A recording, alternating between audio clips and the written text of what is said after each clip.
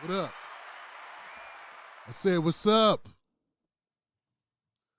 Hey, how you doing, man? What's up? How you doing? How you feeling? What's up? How you doing? How you feeling? How you feeling? Hope you're okay. Hope you're feeling all right. Hoping it ain't been too long. Hoping you're still strong. Hoping you can still carry on. You all right over there? We are all right over there. I think I'm going to have to go with this one. My head's not blocking. All right, so we are live and direct. My name is Tim Black if you're new. I want to talk to you today, people. My friend, I want to talk to you because we got to have some conversations. We got to have some conversations, and it's been a minute.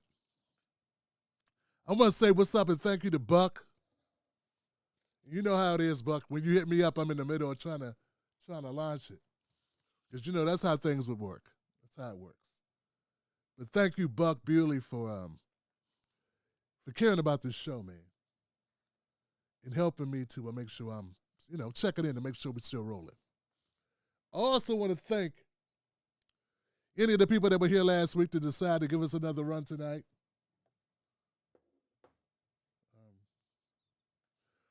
So we really got to get into it tonight, man. I'm glad that you're here. Once again, we do this on Mondays, Wednesdays, and Fridays. I'm your humble host, Tim Black. We talk politics, culture, breaking news. And we're trying to build a community. So if you're interested, I think you should be tonight, my friend, if you're new, my friend. If you've been there before, you in for it.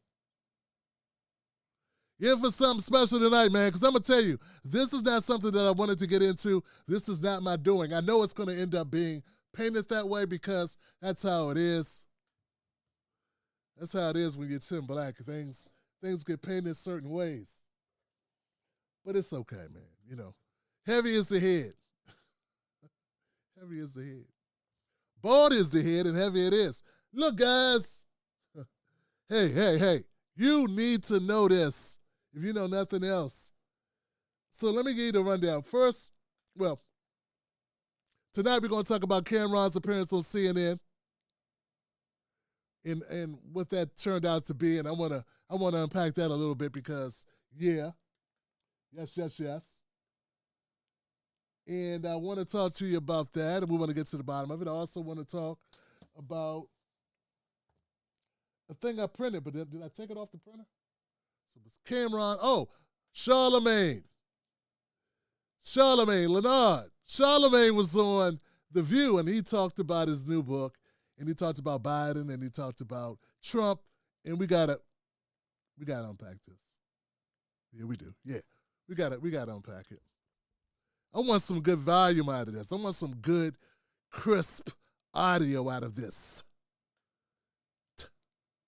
And, Jasmine Crockett was on CNN with Jake Tapper, and she had the usual talking points. And I want to address those. We got to address those. Representative Jasmine Crockett, the new voice of a generation. I'm gonna get into that. So,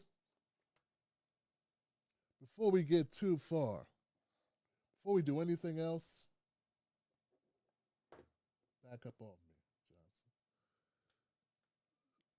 That's not where we're starting. What we're going to start with is actually something even more pressing, okay?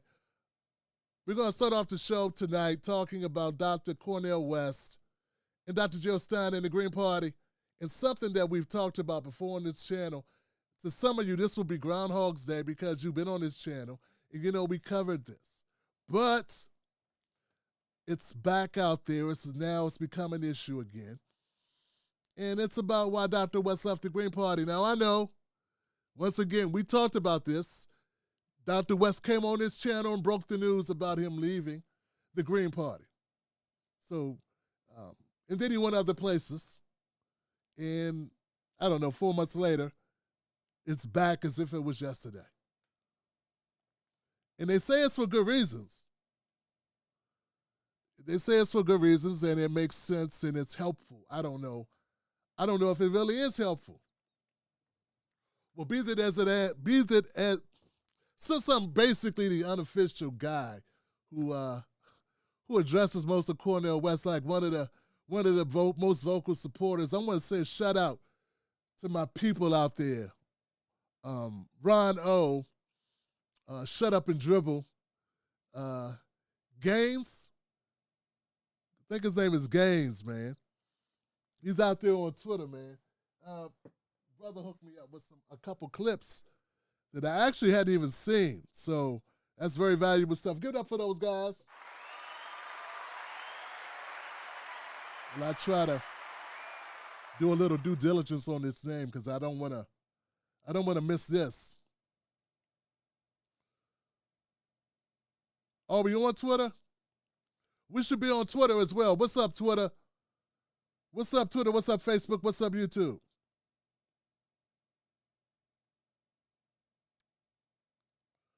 So, yeah, guys, are you ready? Are we ready to do this? Anybody who misses it can always go back. You can always rewind it and catch it. I will not take this video down. So that helps when I'm not taking the video down. Okay? Damn it. I owe it to this young man because he was very helpful. You know, he's very helpful in pushing back on some of the stuff that was happening. So 30 more seconds before I abandon it.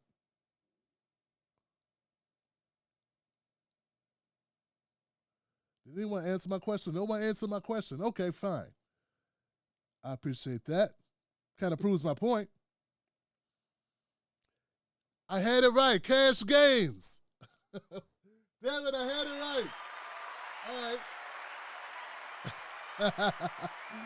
You know, sometimes, you know, brother Tinder, your brother getting old, man. I'm getting old, fam. So, okay, had to kind of make sure we get credit where it's due, man. Check this out now.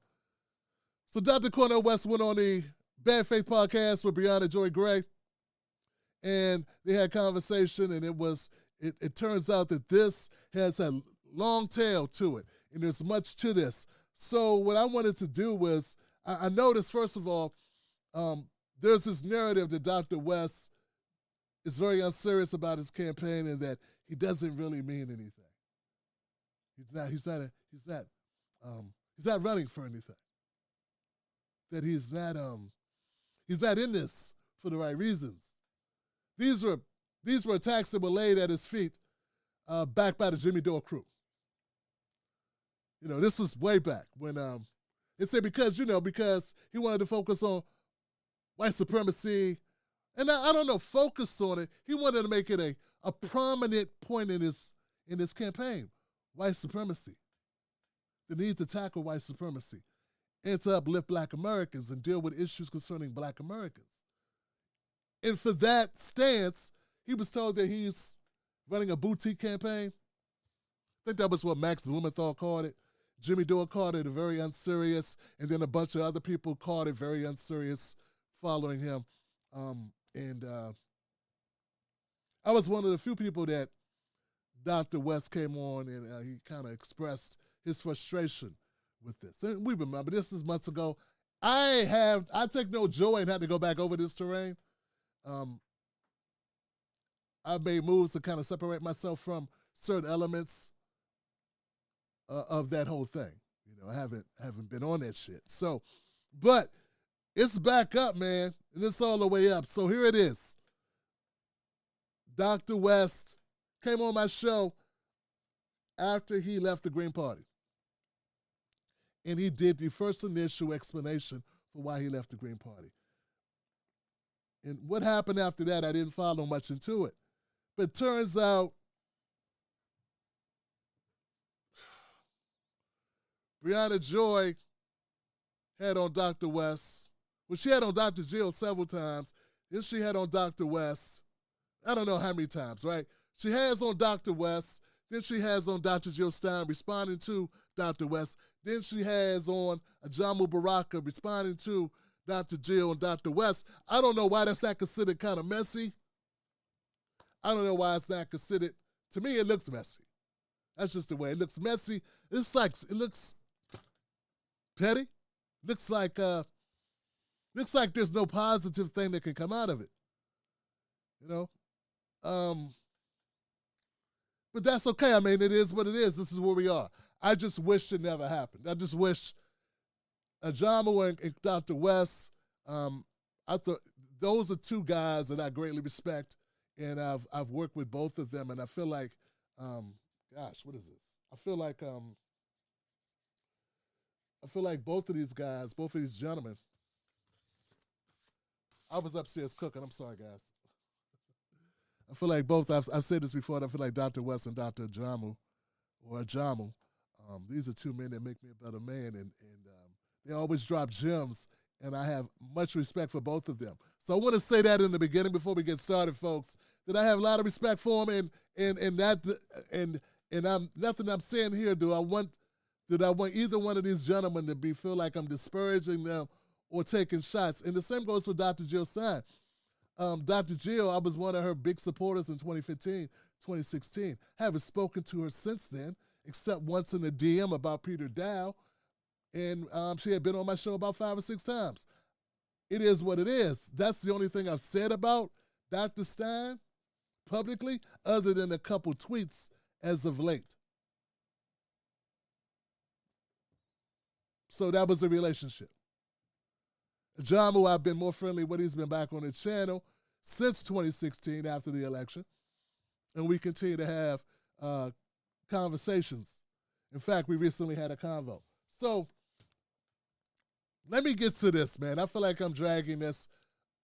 That's because I really don't want to do this. I know there's people thinking I want to do this, like I want to jump back in the fray, like I want to go back and forth. Man, I've been rebuilding my audience. I've created a more comfortable space where black issues are respected, appreciated. It's not considered divisive when I talk about black people's stuff. When we talk about things like reparations, the black agenda, no one goes, what does that mean? What is that talking about? All of us need health care, so what's a black agenda? Like, I don't have these type of questions now. The people that follow this show understand it. They understand what a black agenda is. They understand the economic implications of what we need as a people. They understand that 8 generations of black people were unable to build wealth for themselves, that white families did not experience. This has created a very special type of discrimination for black people. Not saying that being LGBTQ or being some other group or disenfranchised group or whatever doesn't have its own challenges. But you haven't had 8 generations of you couldn't earn wealth, you couldn't gain property, you were property. You were not able to build wealth, you were wealth for someone else. Upon generation upon generation upon generation. And the people that I have now, we disagree on some political things, so I know at times, but I don't have to keep explaining what black is. I don't have to keep starting from one and going, and people saying, I just wish, I could understand blackness. So we're at a different place now. So I'm saying all that to say, contrary to those backstabbers and the haters and the drama and the people and the critics, dog, this is not something I relish. This is not something I'm looking forward to. Be that as it may. I want to talk to you. I want to share it with you. So I took my time. I went through the video.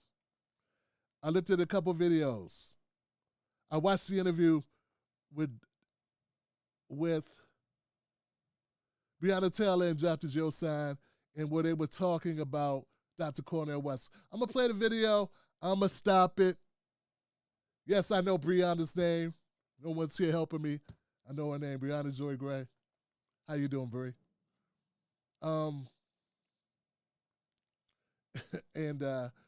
And we're going to comment about it. Okay, so let's get going, guys. Dr. Jill Stein and Breonna Joy. Let's do it. But for those of us who Let's do this.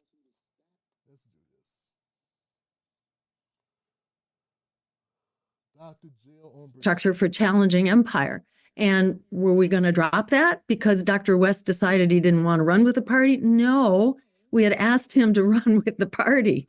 Not could we back him and abandon the party. No, we had asked him to run with the party, and then he changed his mind for whatever reasons. I heard a little bit of complaining that he was going to be required to attend 4 debates within the party. And I heard some complaining about that. And I said, well, let's dialogue about this, because you can do whatever you want. The party will tell you things, but you have to be able to push back against the party. Okay, I'm sorry, guys. Let me set it up a little bit. I'm going to rewind this, and let me just tell you, this is a conversation. Brianna Joy Graves asking Jill Stein what happened with Dr. West. I had him on the show. He said this, he said that. He said he wasn't, that he lost deep respect for you. That was the title of the video. And he felt he needed to leave the Green Party. Now, this is, once again, this is just last week, this conversation between her and Jill. He left the Green Party 4 months ago. But that's why I'm saying I don't know why we're doing this again. But okay. So that's where we are. That's what they're talking about. And Jill's saying, hey, Dr. West thought that we weren't going to run me after he left. And no, we didn't build a party for you, Dr. West. So that's where we are. One more time. Challenging empire. And were we going to drop that because Dr. West decided he didn't want to run with the party? No, we had asked him to run with the party. Not could we back him and abandon the party. No, we had asked him to run with the party, and then he changed his mind for whatever reasons. I heard a little bit of. Okay, so here goes a good point. My first point is this. So Dr. Jill Stein and we know Christopher Hedges, they asked Dr. West to run with the party. They asked him to run for the party, right? They asked him to run for the party, meaning they saw an opportunity. Is that fair? Is that fair? If I ask you out on a date, I'm asking you because, right? I'm asking. I'm the one inquiring. I'm the one that wants to go out on a date with you. It's up to you to decide if that's something you would also enjoy doing, but I'm proposing it to you. I'm giving you the proposition. So if that's true, is it fair to say that if there's some bad blood about this, maybe it's on the Green Party side because they're the ones that asked Dr. West to join, then he joins and leaves? No? Is that possibly how this went? I just want to put that out there because Bree doesn't stop and bring that up. I want to bring that up. I want to make this a point. And I'm going to see this several times throughout this video that Bree does not stop her and dissect what she's saying. So once again, just think about that. Let that sit with you. Dr. Stein, Chris Hedges, these guys, Chris Hedges, friend of Dr. West, said he should run green. Dr. Stein says she admits it. We asked him to run with us. Okay, let's keep going. Complaining that he was going to be required to attend 4 debates within the party. And I heard some complaining about that and abandon the party. No. I noticed her hand on her face as well. I don't know if that means anything. I do that too. Sometimes my skin gets a little oily, but just notice the body language of this about Dr. West complaining about the 4 debates. We had asked him to run with the party, and then he changed his mind for whatever reasons. I heard a little bit of complaining that he was going to be required to attend 4 debates within the party. And I heard some complaining about that. And I said, well, let's dialogue about this. Good, let's dialogue about it. Because when I looked up those 4 debates since Dr. Cornel West left, I can't find the 4 debates. Where are the 4 debates? I put a tweet out to the Green Party members, it's on my Twitter profile, asking, hey, I know Dr. West left, but could somebody link me, give me a video link, a blog link, an article link to what was the outcome with the 4 debates that were mandatory that you said Dr. West was asked to attend that he didn't want to attend. So who attended them? Because there were other people running, right? That's why he wasn't just coronated or whatever. You wanted him to run for the nomination for the Green Party, right? So since he didn't run for the nomination of the Green Party, who ran for it and where are the 4 debates? I don't know why this question wasn't asked. I can't find 4 debates. It looks like there was 1 debate And it looks like that debate that I could find on YouTube. Once again, I asked for help. I didn't get it. I found one debate that's between Dr. Jill Stein 2 months ago. Dr. Jill Stein, Claudia de la Cruz, a libertarian guy. It's like an inter-party, an independent party debate. A libertarian guy, de la Cruz is which is socialist. I'm sorry, I don't know the name of her party, but it's not the Green Party, it's another party. So various, it looks like nominees from other parties, besides the Democratic and Republican parties, are debating. So I don't think that counts as being Green Party debates. So once again, you said Dr. West didn't want to attend 4 debates. I can't find 4 debates without Dr. West. Does it matter? Like, if Dr. West is not there or there, if it's mandatory, that means with or without him, right? I don't mean to be a prick and stay here too long, but I'm trying to understand, y'all. If you tell me this is what we got to do, Tim Black, we need you to do this. This is what we do in this party. We need you to do what we normally do, which is we go through this process. And this process includes this structure. We have 4 debates. If I bow out, you should still have them 4 debates. Did Dr. Jill Stein debate 4 times? Where are Dr. Jill Stein's 4 debates? Because she's a presumptive nominee, right? So who's she challenging? Who's challenging her? And where are those other people? That makes sense? I don't know if that makes sense. That's the thing I asked, but I'm going to keep going because we could stay there too long, I think, because there's no one talking back to me. I'm sure there's an explanation for why you said it was mandatory that Dr. West attend 4 debates, and now that there's no Dr. West, the debates are gone. That don't make sense. Like you said it earlier, you built up a party over years. Decades building the Green Party. You're not going to change everything because Dr. West is running with you. And if that's the case, and I respect the hell out of that. I respect that, first of all right? But I would expect you to follow the procedure with or without him. And it doesn't look like you did. Maybe if you would have changed the procedure like you ended up changing it for yourself, maybe Dr. West would still be agreeing with the Green Party. I'm just saying. You said that was something he complained about. You said, in fact, that was like the only thing you know he complained about.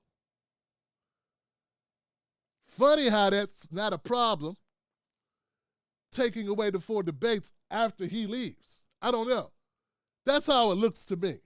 Maybe I need clarity. But I'm sure we could clean it up later. Let's keep going, guys. Because you can do whatever you want. The party will tell you things, but you have to be able to push back against the party. And I think having to deal with a party, it's like dealing with an organization. If you have been a solo player for all of your life and done a great job with that and had a big impact as a lone voice, it's very hard then to start operating with a political party that you don't know and to be building those relationships in the heat of the battle when you're really under fire, especially running for something like president. And Dr. West had never run for any office before, had never worked with any party until he was trying to work with the People's Party and discovered how complicated that was. And then we had hoped to rescue him from that. And then it just proved to be just more difficult than he wanted. I'm looking at the language here. You wanted to rescue him. So now it's not you wanted him to run with the Green Party, but now you wanted to rescue him. Rescue sounds like you're doing him a favor. No, just choice of language, that's all. No pushback from Bree. They must have a really tight relationship, I'm thinking. All right. To put up with, because he has his own voice, which is very powerful. And I think he felt betrayed, thinking that my running for office, running to fill that gap was a betrayal of my invitation to him to run with the party. But I think that was a misunderstanding. It wasn't like we wanted to put our decades worth of work to build a political infrastructure that could be here for the long haul. We didn't want to say, oh, forget that. We're abandoning our work of decades in order to support your campaign, Dr. West. No, it was, Dr. West, do you want to be the, the voice of this movement here. And it seemed like he did, and then he decided he didn't. And we didn't have much time to salvage our work of decades. And there was no way I was going to let that crumble. Yeah, I mean, it was interesting because I could understand, and I've heard other people allude to as much. So, and I want you to respond to this as well, but I could understand if the argument is institutionally the sort of messaging approach of the Green Party is different than my own as a kind of a solo figure, as you described him, I think accurately, and that there might be a particular amount of sensitivity around that, given Dr. West's racial priorities, and let's say perhaps the stereotype / truth of the Green Party historically not being one that was especially diverse. I'm sorry, guys. I just want to cut in for my black viewers. When she says racial priorities, I think she means the concerns of black people. But she calls it his racial priorities.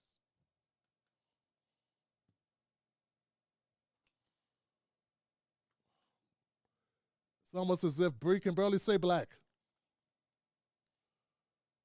In fact, it kind of shows us clearly part of the problem. You just said it institutionally that the Green Party's, let me get on the screen here, man. Bree just says institutionally, the Green Party's not known for dealing with basically the racial priorities of Dr. West. That's a big conflict of interest, right? Like, if you know this, why are we having this conversation? If you know that the party is not historically about that life, I mean, we're gonna talk. I'm sorry, I'm not a lawyer, so I'm just gonna speak the way laymen speak. So, if the Green Party is not about that life, not about that black life specifically, not a cornerstone of the party, and I know they got a grocery list of policies. I get that. I understand that. They got a very big glossary of things that they say they stand for.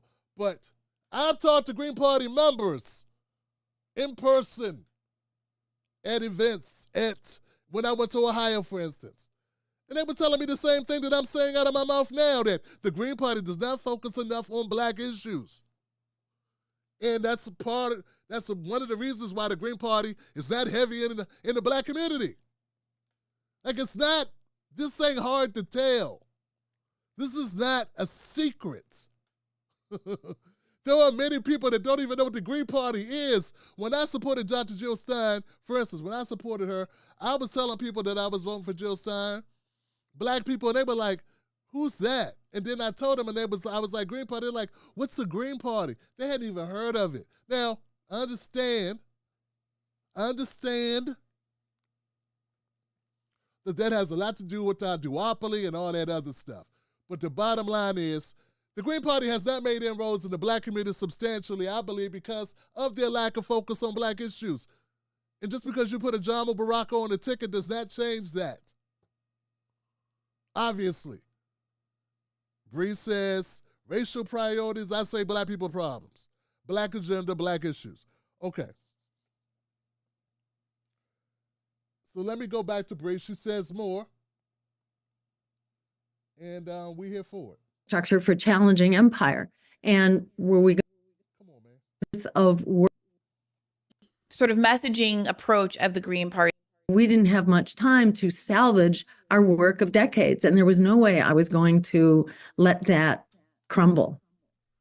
Yeah, I mean, it was interesting because I could understand, and I've heard other people allude to as much. So, and I want you to respond to this as well, but I could understand if the argument is institutionally the sort of messaging approach of the Green Party is different than my own as a kind of a solo figure, as you described him, I think accurately, and that there might be a particular amount of sensitivity around that, given Dr. West's racial priorities, and let's say perhaps the stereotype / truth of the Green Party historically not being one that was especially diverse or particularly committed to the interest of black. Jesus Christ. Y'all don't talk about black people shit. You don't discuss black issues, things that are pertinent to the black community that hit home for black people, such as this long word salady thing that we're dealing with here. Am I the only one feeling like, what is this with all the words for this? Dr. Stein, do you realize, Dr. Stein, that there are black people who feel that the Green Party does not speak to their needs specifically? From their point of view in a relatable way that they understand and feel like you feel their pain and that you were champion for those interests. Fuck allude. We don't need an allude. I had people straight up tell me, just like I'm telling you. They didn't take this long to say it. Americans, as opposed to broader equality movements and all the other things that the Green Party stands for, but not in a particularized, specific, prioritized way that it has come across in Dr. West's work, academic work, personal life, and those kinds of things, right? So I can see how that could be the seed of conflict. That being said, it still was surprising to me to hear how much of what Dr. West said in that interview did seem to be focused at you, saying something like, I think Dr. Stein is addicted to running, felt like a very personal sort of statement. And when I pushed back, Dr. West asked, well, don't you believe me? Don't you take me at my word? Haven't I kind of earned that?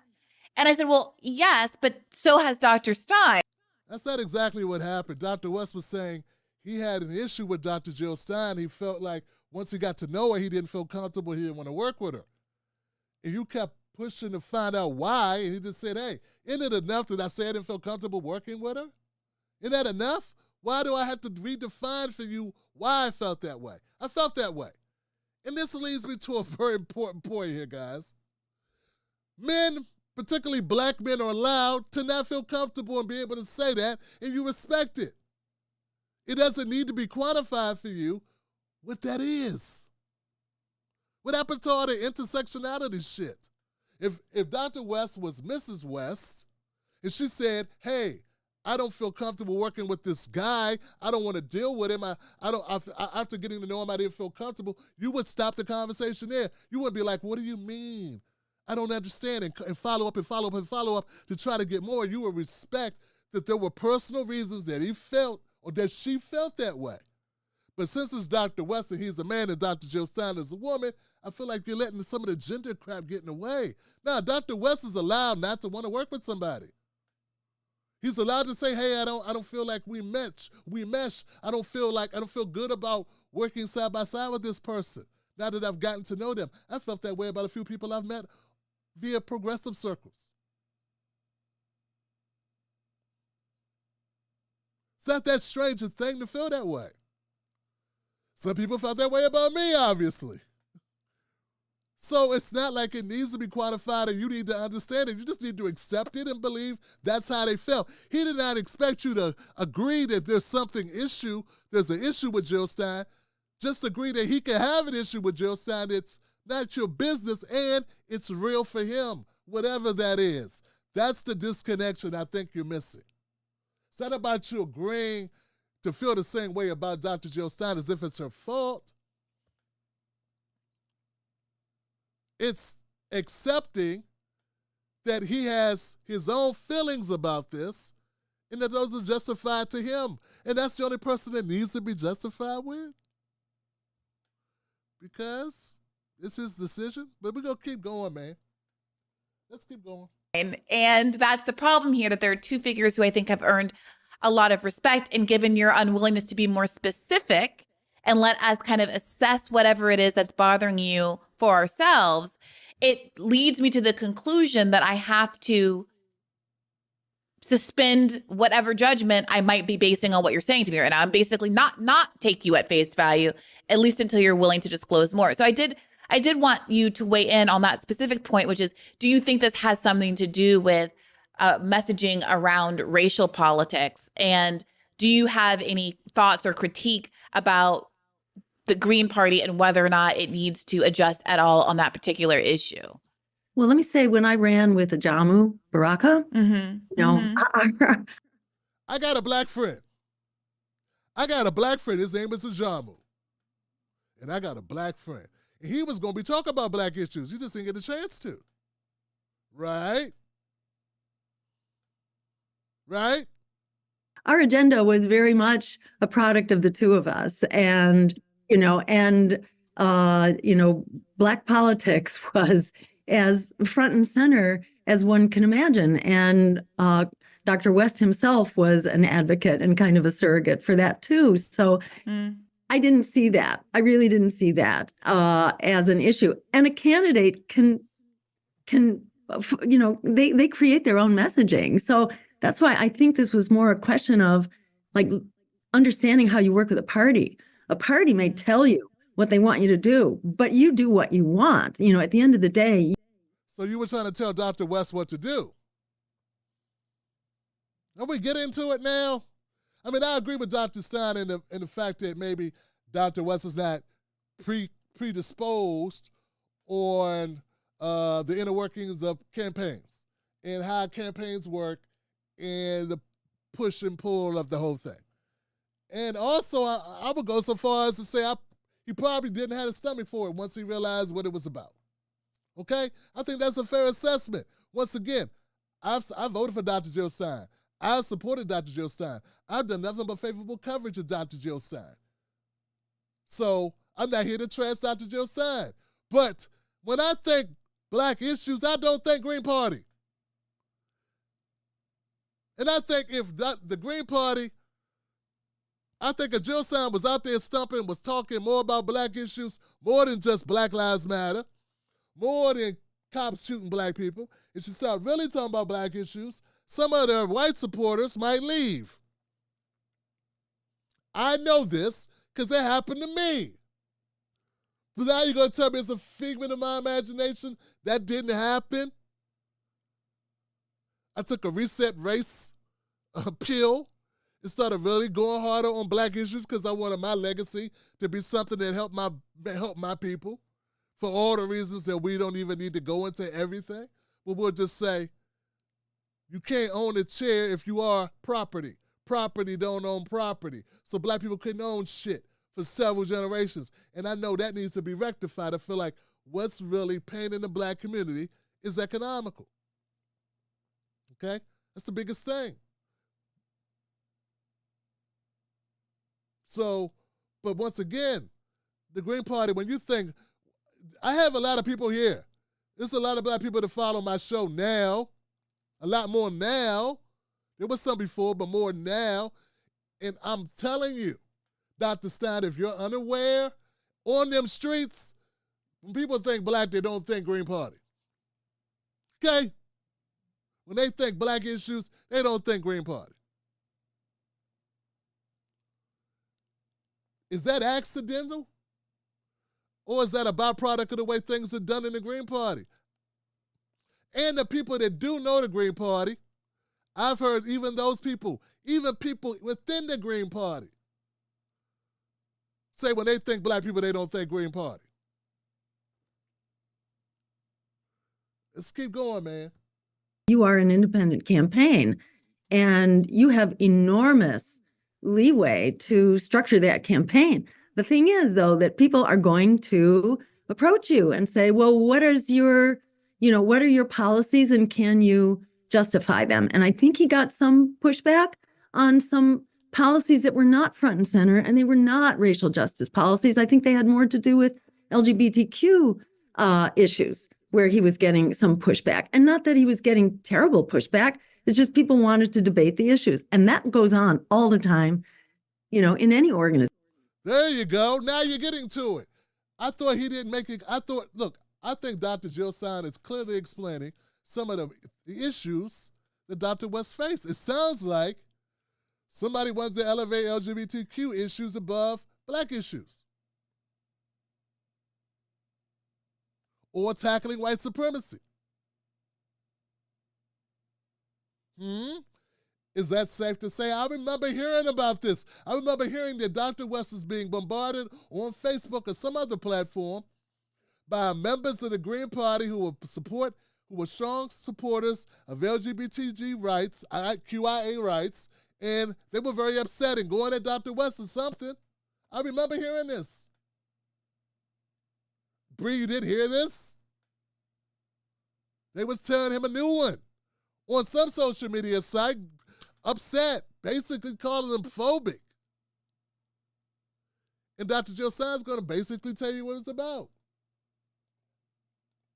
It's just people wanted to debate the issues. And that goes on all the time, you know, in any organization, and certainly in the Green Party. You're going to have a lot of... When you say pushback on LGBTQ issues, what kind of pushback? That the Green Party didn't feel like that those issues were sufficiently emphasized in Dr. West's campaign, or the other way around? I wouldn't even say the Green Party. I would say that individuals within the Green Party who have special commitments on certain issues, they're going to want to debate, you know, where do you stand on, you know, on sports teams, you know, and gender and sport. So they were upset with Dr. West about trans sports, trans athletes playing sports on teams with women, with cisgender women, right? Something like that. That was the issue, and he wasn't clear enough on his stance on that, right? Isn't that enough reason? Like, maybe Dr. West didn't want to get into these debates. Like, once again, I think whatever happened for good reason. I don't know why we got to go back through this. Remember, this is me speaking up about an issue with Dr. West. Ajamu, I made a tweet about the reparations. That's how this started. About the Green Party and reparations, the Jill Stein and reparations. And Ajamu made a comment on my timeline. I didn't tag him. I didn't tag Jill. I didn't tag the Green Party. I didn't tag Bree. And they kind of, and the next thing I know, I got other people that I don't even talk to on my timeline defending the Green Party, as if the Green Party this pro-black party. You guys must not have watched any of the interviews I did with Dr. West. I mean, I know you don't rock with me, but me and Dr. West have talked a lot on this channel. We even said, man, we wish there was a black party. We've said that. That was been live on this show. So I think this is all, it don't need to be said, man. But there you go. That's it. That's it right there, Bree. She said, hey, we had LGBTQ people coming at Dr. West about trans athletes and shit like that, and Dr. West wasn't time for, he didn't want to hear it. He did not, whatever, he was not, at least he was not hearing it to the sufficient amount or giving it the whatever they wanted him to do. They were unhappy with his whatever. And maybe, and I will say, maybe, I don't know, this is true. Once again, I haven't talked to Dr. West about this particular thing. I don't speak for him, speak for myself. But is it possible he was like, hey man, I didn't sign up for this shit? Is that possible? It doesn't make Dr. West a bad person. It doesn't make Dr. Stein a bad person in and of itself. You know, these are not kind of the leading issues or the front and center priorities of the party, but what are the front and center priorities of the party? Are they black? Are they Indian white supremacy? Are those front and center issues? Be honest. Be honest what the front and center issues are. It's ending the empire, right? Climate change, right? Green New Deal type stuff, like healthcare? Where's the black stuff? Everything in America is built on the pain and suffering of black Americans. I need you to name anything in America that's not built on the pain and suffering of black Americans. And then when I bring up black people, people go, that's divisive. Everything in America is built on it. Right now, Dr. West and many others are trying to boycott or have staged a boycott of Wells Fargo. Why? Because they still have money in the system from slavery. Once again, racism and black suffering are the underpinnings of everything in America. But to you, it's not a front and center issue of your party. Was Dr. West receiving pushback for making that a front and center issue? I know with the Jimmy Dore crew, they called him unserious because he wanted to make it a front and center issue.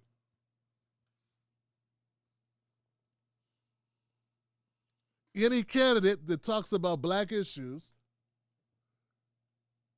black agendas, reparations, any of those things along those lines, economics for black folks, compensation for black Americans, American descendants of slaves, foundational black Americans, however you frame it, black Americans born in this country, from parents that are born in this country, from parents who are born in this country, right? Everything's built on that. Was the Green Party okay with that? Was he getting applause for that at your meetings or whatever? Or were people pushing back? Saying we need to focus on class issues. I'm just asking. Bree didn't ask. She did kinda. She didn't follow up on that though. So I'm just asking. But okay, we're gonna keep going. They matter a lot to members of the party. And so when you are a candidate for the party and a lot of people are doing work for you, they want to engage you and they want to know where you stand. And if they're not really wild about your positions, they're going to debate that with you. She's being really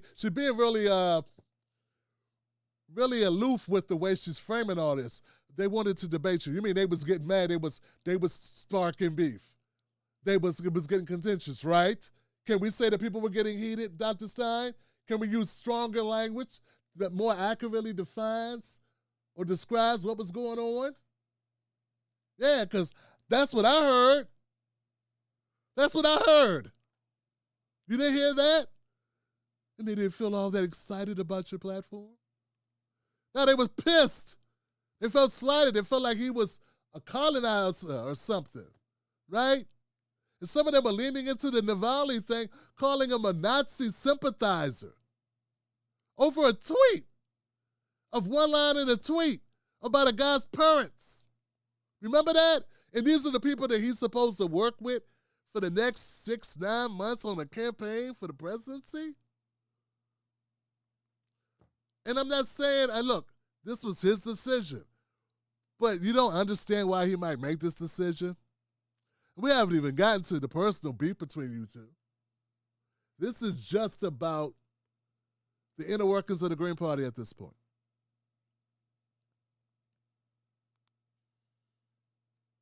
And I think that's, that is a price you have to pay for working with a team. You have to respect your team. You have to be willing to debate and dialogue with them. And if you're used to being a solo, a solo entity, that can seem like it's kind of a pain. That's the only stuff I was aware of. That, and then, I know he got a lot of pushback around the, what's his name? The Russian, dissident. Navalny. He got pushed back around Navalny. I'm not sure where that fell in the scheme of things. I think that was after he had already left the party. But, things like that, you're going to be criticized. And anyone who runs for office, learns to start anticipating where you're going to be criticized and how you may need to moderate your message to anticipate that. And, I started off as his campaign manager just because we had to get him going very quickly. Not that I wanted to do that, but I knew how to do a lot of the stuff to get the groundwork laid. But I saw very early on that he was operating as a kind of a political novice, and it was very hard to give him advice.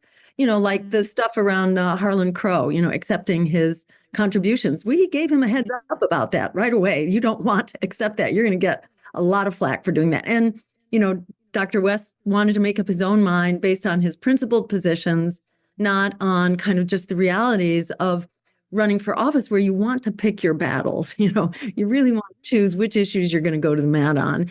And, it's hard for people who are running for the first time to suddenly have the, kind of the reflexes that you develop after a while. But if you're not running with an experienced team, forget it. You may be a strong voice in the wilderness, but you are not going to really contest for power with the empire. Sounds a lot like Dr. Jill Stein really was kind of trying to micromanage Dr. West. You don't feel that way? Bree, you sat there with this whole white woman not feeling that way. You didn't get that vibe at all, that she's kind of micromanaging Dr. West? You didn't feel that? I feel it through the screen. She might not even be aware of it. It sounds, Dr. Stein, you sound like you're Karen in him, like a Karen right now. Yeah, that's what it sounds like. She's just trying to talk. So yeah, she's just trying to talk to him and explain to him. He doesn't understand what's going on. He's such a novice, and we're trying to help him, make him see. I could have told him that. I'm not a serial runner for office, though I ran for office twice to be governor of Massachusetts and twice for the presidency. That's 4 times. Dr. West has run for office 0 times. He says maybe you have an addiction to running for office. Well, you just ran 4 times and now you're running again. That would make 5. How many people have ran for office 5 times, Dr. Stein? That's a lot of times. I know it may not seem like a lot of times, but that's a lot of times. I, for instance, have ran 0 times. But you don't understand why someone will call you a serial candidate. You just said, hey, Dr. West don't know this stuff I do because I ran so many times, and 20 minutes earlier, less than that. This video is only 10 minutes long. You didn't understand why Dr. West would say you were a serial campaigner. Bree didn't catch it either. Counselor. She said she didn't understand why someone would call her a serial campaigner. She's campaigned 4 times, 5 times now. And here she's trying to tell Dr. West what to do with his campaign. And she's not his campaign manager. Duh. As an independent black man myself, I don't like people telling me what to do. I'm sure as whatever you are, you might feel the same way, particularly those who don't have a job. Them days is over for me. I don't know, maybe some of you guys, are so used to being in jobs, so you got to listen to managers and supervisors and shit. But once you get out of that world, it's a different world, right? For those that know what I'm talking about, you know what I'm talking about. With all due respect, Dr. Stein, you sound like a Karen here, and you sound a little overbearing and a little controlling. I'm surprised Brianna didn't correct you, or at least point it out, or make a follow up, or something. There's nothing here. I thought you said you respected them both. I do respect them both, but this is what she's saying, and I don't hear you asking or commenting about it. One more time, little bit. Principal positions, not on kind of just the realities of running for office, groundwork laid. But I saw very early on that he was operating as a kind of a political novice, and it was very hard to give him advice. Like the stuff around Harlan Crow. That didn't sound good. He was operating as sort of a political novice, and like the stuff around Harlan Crow.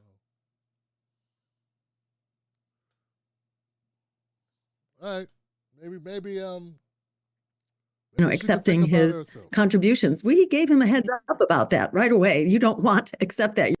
Who is we? We gave him a heads up. Who gave him a heads up? Who is we? You're going to get a lot of flack for doing that. And, Dr. West wanted. I see Brianna nodding her head.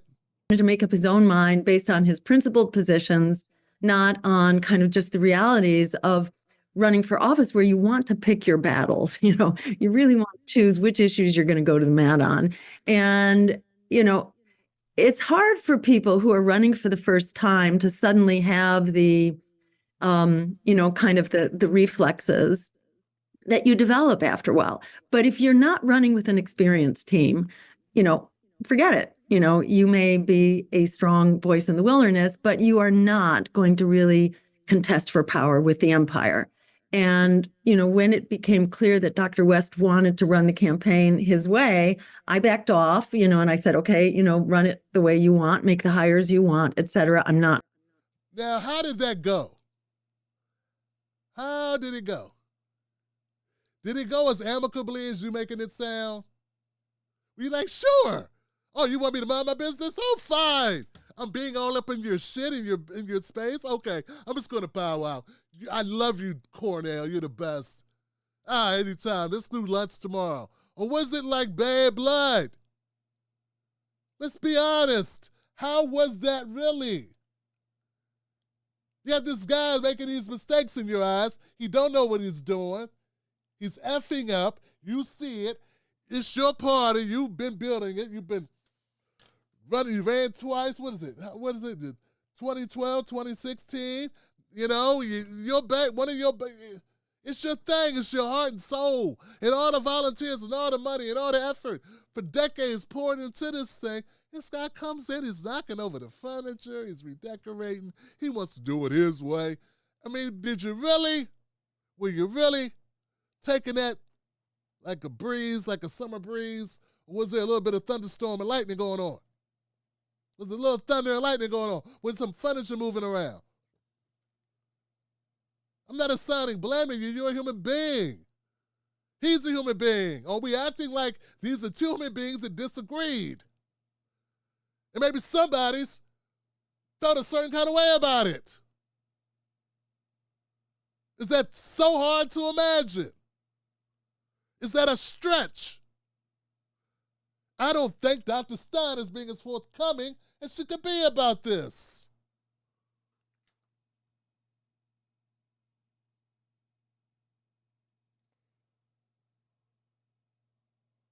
Going to try to bring to this my 20 years experience of running for office. Go ahead. There it is, 20 years experience running for office, but not a serial runner for officer. Now add another 4 years to it. Or another year to it, because now she's running again. That was before she ran this time. Okay? Okay? Governor of Massachusetts, she ran for governor of Massachusetts in 2002 and 2010. President of the United States, she ran for Green Party candidate for president in 2012 and 2016. Overall, she's ran for major offices at least 4 times. Thank you, ChatGPT. Do it your own way. And I've just seen so many campaigns do that and, run into completely predictable problems that are going to really limit what they can do in their race. And when that became clear, and then when Dr. West wanted to separate his campaign, it just felt like, okay, now we've got a genocide going on. Empire has totally gone ballistic. Empire and oligarchy and the climate change, they are taking us down, and this could be the last race where we actually can run a race. And we need to fight for a world that works for all of us here, like our lives depend on. I noticed also here that Dr. Jill Stein, when she said all these things that were going on, when she realized that Dr. West was no longer going to run with the Green Party, she says, we had a genocide going on, we got this war. What's the other thing she said? The climate change, they are taking us down, and climate change. To separate his campaign, it just felt like, okay, now we've got a genocide going on.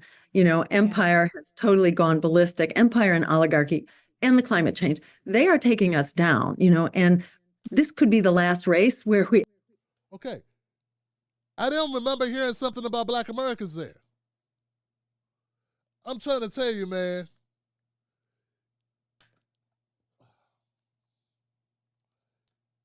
It's one of my dreams that somehow Black Americans get pulled away from the Democratic Party. And you would think a third party would be able to do that. But it won't be able to do that if it doesn't speak directly for Black issues. Right? If she would have said, right here, to all the people that said Tim Black, Jill Stein supports reparations. Yeah, I know, so does Kamala Harris. Get it? Because people didn't understand what I was saying. Even my brother Jamu. Love you, bruh. But you didn't get what I was saying. JB didn't get what I was saying. And everybody's, hell, there are all these members in Congress that say they support H.R. 40. But do they really support reparations? Look, there's one thing to say, hey, I support it. Another thing is to be a advocates, activists.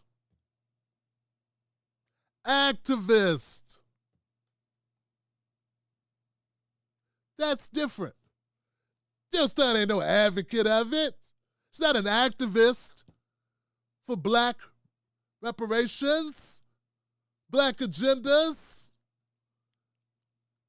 My main falling out with Breonna Joy Gray was the same thing. She talk it sometimes, but then she said that horrible shit like, I don't know, black people keep saying they want bills for themselves and things specifically for them. Just stay with the name black on top of the Medicare for All bill. That's enough for them because it's really going to help more black people. Really, it is? It's going to help more white people. We're only 14% of the population. But okay. But no, that's not what black people want. Okay? It's not what black people want. It may be what you want for them, and you know more than them, and you're smarter than them. They don't know what they want. They don't know what's good for them, right? And that's why we can't get their fucking vote. And that's why they keep voting the way they do. And that's why so many of them are choosing the couch. And Dr. Jill Stein had this opportunity when she named all these things that are creeping up that are befalling us right now with a barreling down on American citizens, climate change, genocide, empire, and oligarchy. She didn't say black agenda, black people suffering. She didn't say reparations, none of those things. And yes, black people want to hear that. Not when you ask her, hey, do you support reparations? But no, in her stump speeches, in her regular conversation. I listened to a Breonna Joy Gray and Jill Stein interview back in November, I think it was. And I didn't hear the word black mentioned one time, and they talked for like 30 minutes. The second interview I listened to, I didn't hear it talk about. In this interview, this only mentioned once or twice. That's because Bree brought it up. Not because Jill brought it up. Not because Dr. Jill brought it up. That's a problem. When I talk to Dr. West, I don't have to wait to bring it up. He brings it up. We bring it up together. It's different.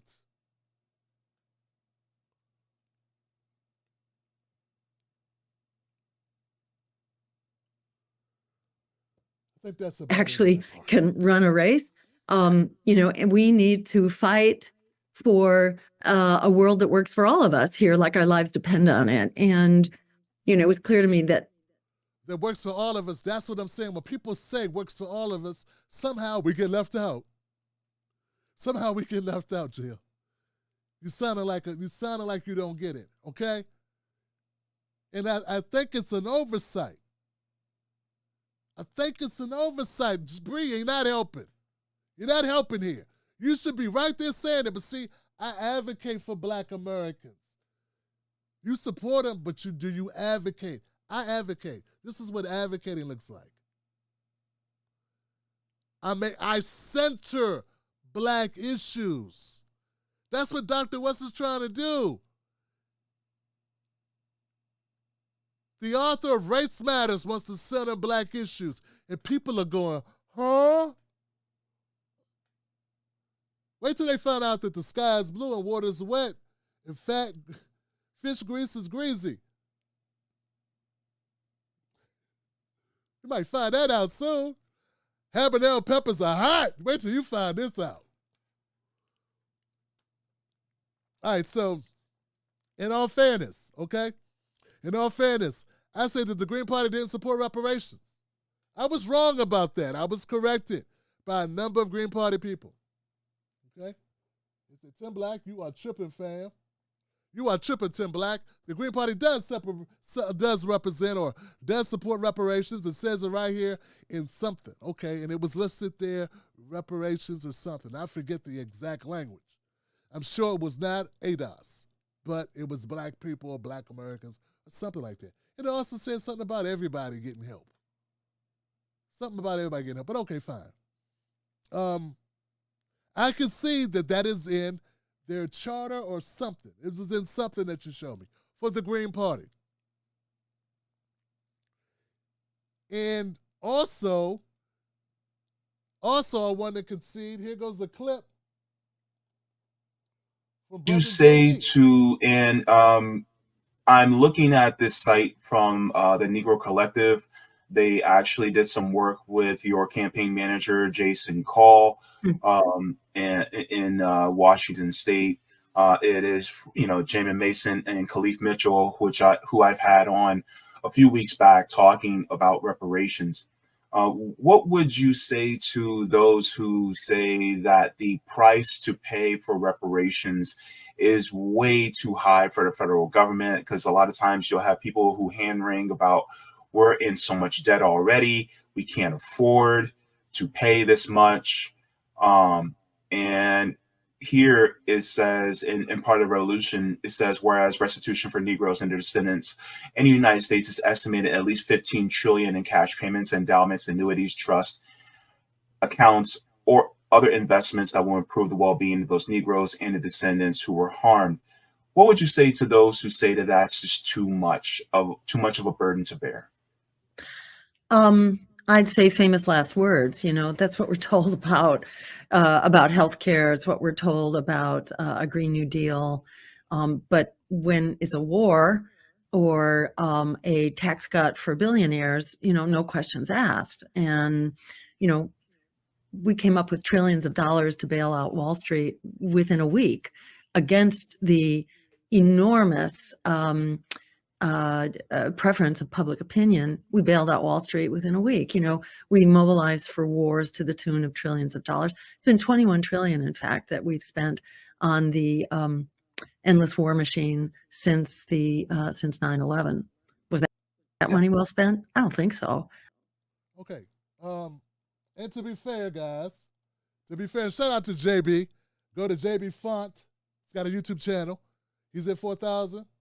Be great if all you guys subscribe to him.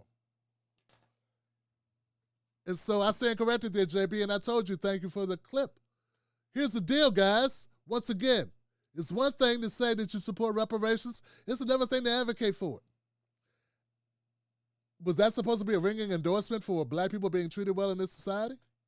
Did that sound like a ringing endorsement? I mean, how many black people feel totally moved by her words there? Who feels energized like, hey, she's going to ride for us? Is that what you feel? I don't feel that way at all. In fact, that response was Limp Bizkit, was banal, was lame, lazy. It was corny. People say that all the time about everything. We got money for war but can't feed the poor. Tupac said it. We got money for bombs, but can't help out moms. All she need to do is rhyme it with something. I mean, come on, man. That's a layup and an easy question. It would have felt better if she would have voiced it to you. And then when she did, I'm not feeling anything. Now, just contrast that, you just heard from Dr. Stein, the ringing endorsement for reparations. Contrast that to this. You say to an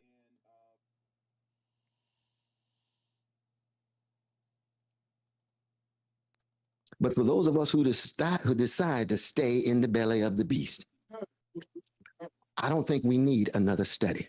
We've had enough studies. The work has been done. I was blessed to have a wonderful interview with my dear brother William Doherty on Tim Black's show. We had a rich dialogue. Doherty has been writing on this for decades and decades and decades, right? From Here to Equality and a host of other things. Was wonderful co-authored a sister. He concludes it's about $258,000 for each black person. You see, but studies is just another way of delaying. Exactly. Justice delayed is justice denied. We got to keep that in mind. The quickest thing for a politician, the quickest thing for a bureaucrat, the quickest thing for a technocrat is to call for a study.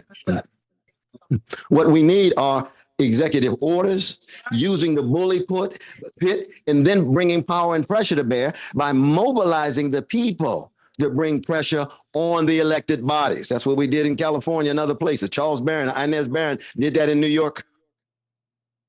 There you go. Now, if you're watching this, if you watch both those clips, which you just did, you can't tell me that there's not a difference in the energy from that. I know it's words are words, but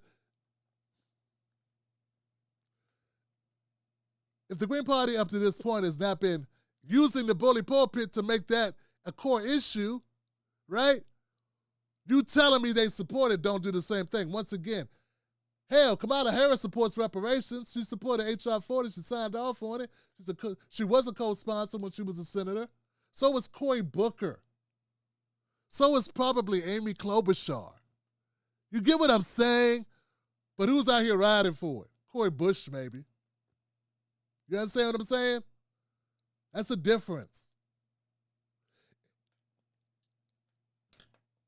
I'm going to put this the best way I could put this. If Dr. Stein was riding for black folks in the black agenda and Indian white supremacy and reparations and those things that are necessary, like we need this immediately. Do you realize black America, with 14% of the population, we own 2 to 3% of the wealth in this country that we built for free against our will, and that we are going over a hill, that 40% of our small businesses closed during COVID and they didn't reopen? We haven't bounced back, okay? We haven't bounced back, and we were already struggling. We were struggling before COVID. Only about 10% of our businesses employ more than one person. We need so much in the black community. We're dying, literally dying over here. And when that issues are not prioritized. If Dr. Jill Stein was actually on a bully pulpit about that, she'd be a rock star. But she ain't a rock star to us because she's not. It's not a conspiracy against her or a smear tactic. It is what it is. If Dr. West is not supporting reparations and the black agenda and interested in building a black agenda for black Americans, I wouldn't support him. And I love him. I have great respect and fondness for not only Dr. West, but also his wife.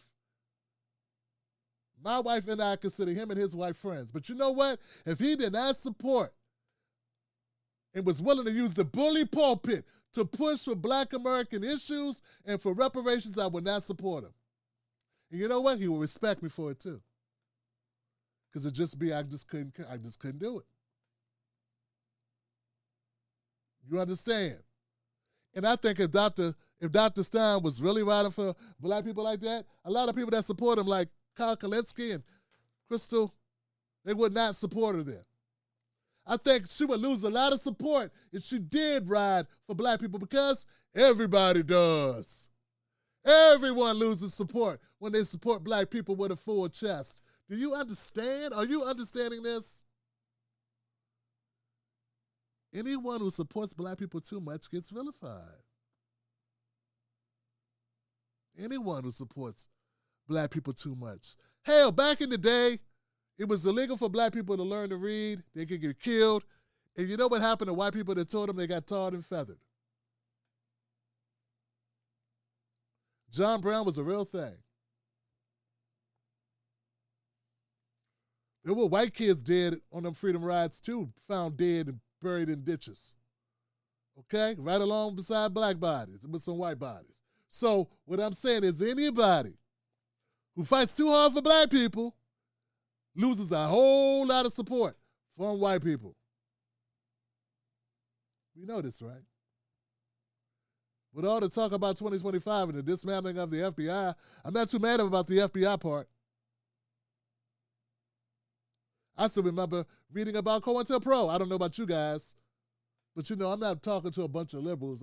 Hopefully I got some lefties watching right now who think that I'm the most, I don't know what you think about me. It's not about me. It's about this. But what I'm saying is that my politics has not changed to that degree that we don't have some things in common. It's just I became an advocate for black Americans. But I realize it's a class issue as well that we need to deal with. Economics, yeah. And I'm talking about economics for black folks and, of course, economics for poor folks. But I got to stand on my reparations. I got to stand on the black agenda because we are literally dying. You just don't talk about it. They only talk about black issues when somebody loses a football contract or when a cop shoots a black man. That's it.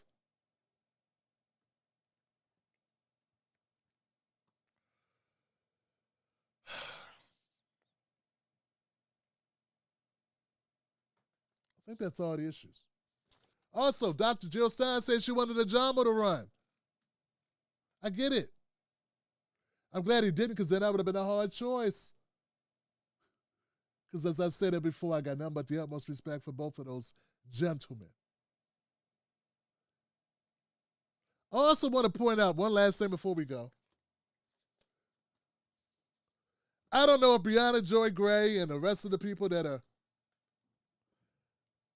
I saw a lot of people throwing Dr. West under the bus over Dr. Jill Stein and his decision not to work with her, and the comment section, every Bree comment section, the interview with Ajamo, the interview with Jill. I read some of the comments, and I'm not saying Bree is responsible for that at all. She is not. But what I'm saying is, I want you to hear Dr. West. I was the platform he went to discuss why he left the Green Party. He goes his own words about what were some of his chief concerns.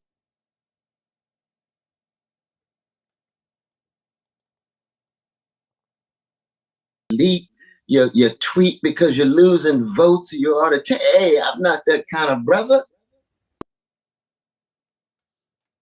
Like my moral witness, don't vote for me. You can vote for Jill Stein. I don't vote for Jill Stein. I've lost faith in her. I've lost any kind of trustworthiness in her, but she can run. She got good position. But I don't have that kind of deep respect I used to have. If I had a chance, if I knew her then, I wouldn't have voted for her. You see what I mean?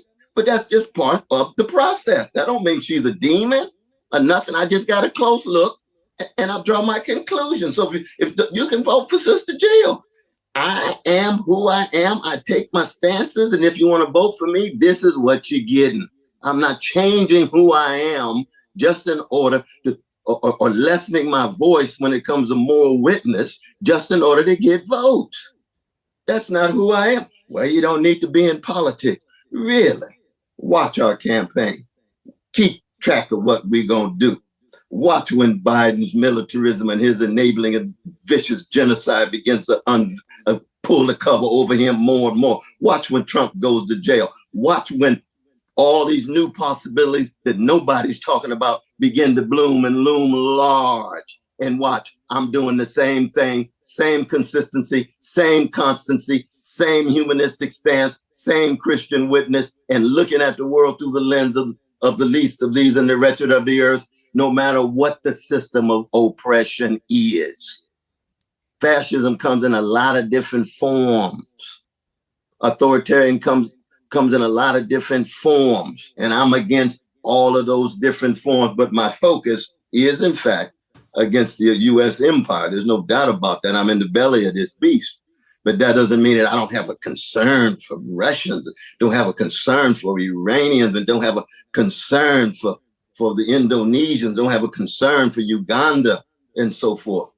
No, not at all. And there I clash with so many of my leftist brothers and sisters and siblings. We have overlap, but we got different views.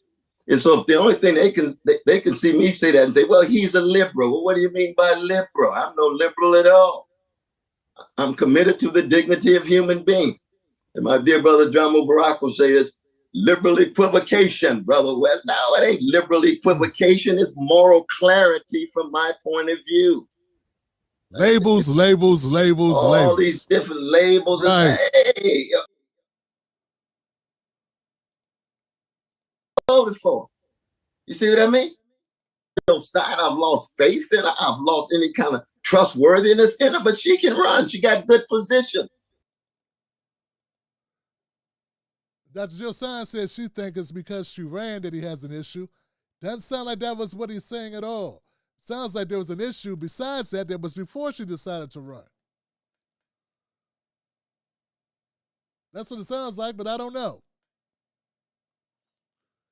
But does it sound like it's nothing?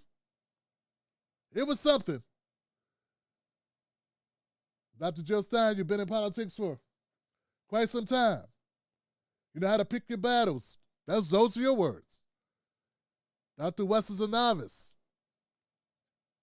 You aren't politicking on this particular issue, are you?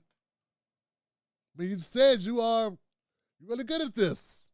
And he can learn a lot from you about the way you deal with issues, running and all this stuff. And I don't know. I'm just saying, it seems like there may be a little bit more to it that aren't being discussed. How does Dr. West go from supporting you to not wanting to work with you and then losing respect for you? How does that happen? You said he was a surrogate for you in 2016. Something happened. That's what I'm saying. I think there's some holes in the story is all I'm saying. Something went awry.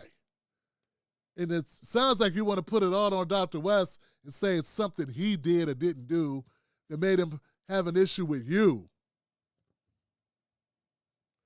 I think it's two people to have an issue. But okay, I don't know what it was. Once again, folks, I'm only responding to this because there was absolutely no one that I saw. I don't want to say that. I didn't see anybody of who could. I felt that it was important for me to respond my piece on this. Since I interviewed I interviewed Peter Dow, Dr. West about the Green Party, this whole thing. And Dr. West has been on my channel a number of times, and I felt it was important that I get out here and talk about it. But once again, I got nothing but respect for Dr. West and Ajamu Baraka. I got no problems at all with Dr. Jill Stein. I supported her in 2016. We all know where my vote's going. My vote's going for Dr. West. Black people time is running out for Black Americans. When white people get a cold, we got the pneumonia. When white people have a cold, we have pneumonia. That hasn't changed. And that pneumonia has turned into something far worse. Okay? That's where we are. And that's not a pressing issue for the Green Party. I'm sorry. And it doesn't seem to be a pressing issue. Specifically, that specific issue for Black Americans does not seem to be a pressing issue for any party, except maybe the Justice for All Party. It definitely was not a pressing issue for Nick Bronner and the Movement for People's Party or People's Party. It was not a pressing issue for the Democrats or Republicans. It's not a pressing issue for the Green Party. And I've already laid it all out, the rest of that. Okay? I think I said enough on that point. No harsh feelings, progressives. It's just, I don't think many of you really understand where we are as a people living within this empire, where Black people are. See, because there are different levels where we are right now, where Black America is right now. We're having conversations about migrants coming into America, immigration. Immigration is a big issue. No one will address it. And whenever it's addressed and anyone voices concerns, they're called xenophobic.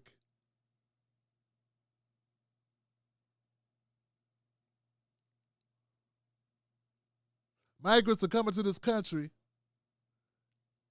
and now we're competing against migrants for resources.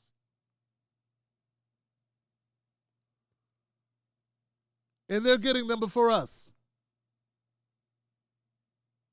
So that's another issue that I have to address. And that's something else that's on my, but I don't think many progressives really get it. If I thought I could just move away from it, you know what I'm saying? I would, but I can't. It's a pressing issue. There was a time clock on this for us. Of course, there are white people that are going through hell too. I want to speak to their needs as well in the class struggle. But as for Black Americans, it's a different level. Okay? And it's more widespread per capita. Okay? I hope that makes sense.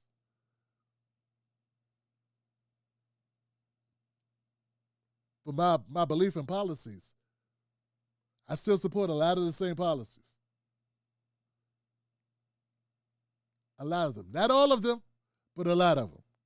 Okay? And we're going to need some clarification. Someone's going to need to tell me how Black people who are sitting at the bottom of the economic totem pole in America and have been there, stapled to the bottom of the hierarchy of economics, from every category of good, we're at the bottom, and every category of bad, we're at the top. I want to know how this bringing new Americans into this country who then go above us somehow. How am I supposed to deal with that? How are we supposed to mitigate that? Without direct policies for African Americans. There's direct policies for migrants. There has to be. Or they come here and starve, right? So what are direct policies for Black Americans?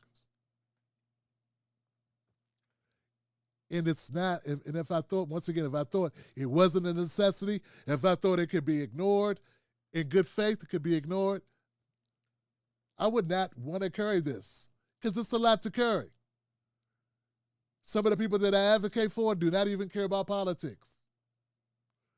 They don't get this long process of having to support a candidate and having to push that candidate in the direction you want and all these things. They don't get all that. It's a process. If they're not saying exactly what they want to hear from the gate, they are shut down. They don't want to hear from it. 45% of Americans don't vote for a reason. All right, guys, it is 11:30. That took an hour and a half. That's crazy. But this is not the end of the show. I still have other stuff to get to. I have other stuff to get to. Yeah. Can I go get a cup of coffee or something? I still gotta do Crockett. And I still have to do the other thing. Charlamagne the God.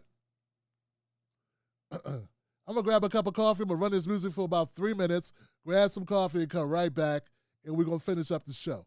Thank you for being here. I got nothing but love for you. Give me 3 minutes. I'll get coffee and come back, and we will complete the Tim Black Show Prime Time. Thank you.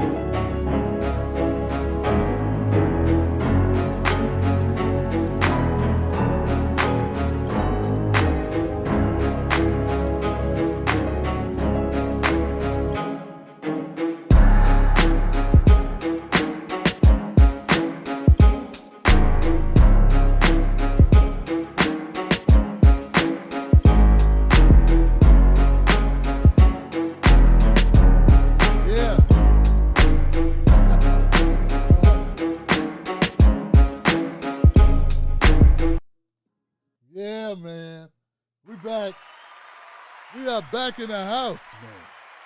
Hey, how you doing, fam? I know it's crazy, right? I want to say what's up to my usual people, my usual suspects in the audience, man. Thank you. Wow. Whew. Like old times. Woo. Had to put an ice cube in my coffee. It ain't quite melted yet. Oh. All right. You guys ready? I got some topics that are actually fun.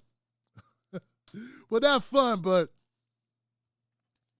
that is heavy, man. You know, I got so much respect for Dr. Wesson, so much respect for Dr. Stein, and so much respect for Jamo. It's kind of hard, like, you know, it's kind of like, got to be careful.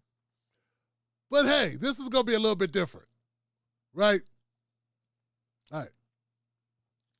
We got Camron.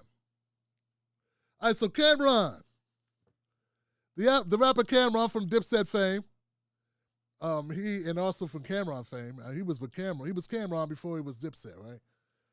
Yeah. So he goes on the Abby Phillips show.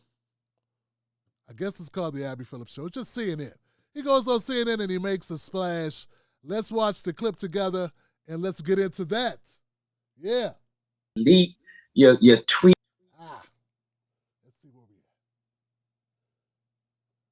Thanks for being here. First, when you saw that video of Diddy, Cassie in that hotel, did you recognize that Sean Combs? What I want to say, first of all, when I seen the video, everything in the video was egregious. I'm against.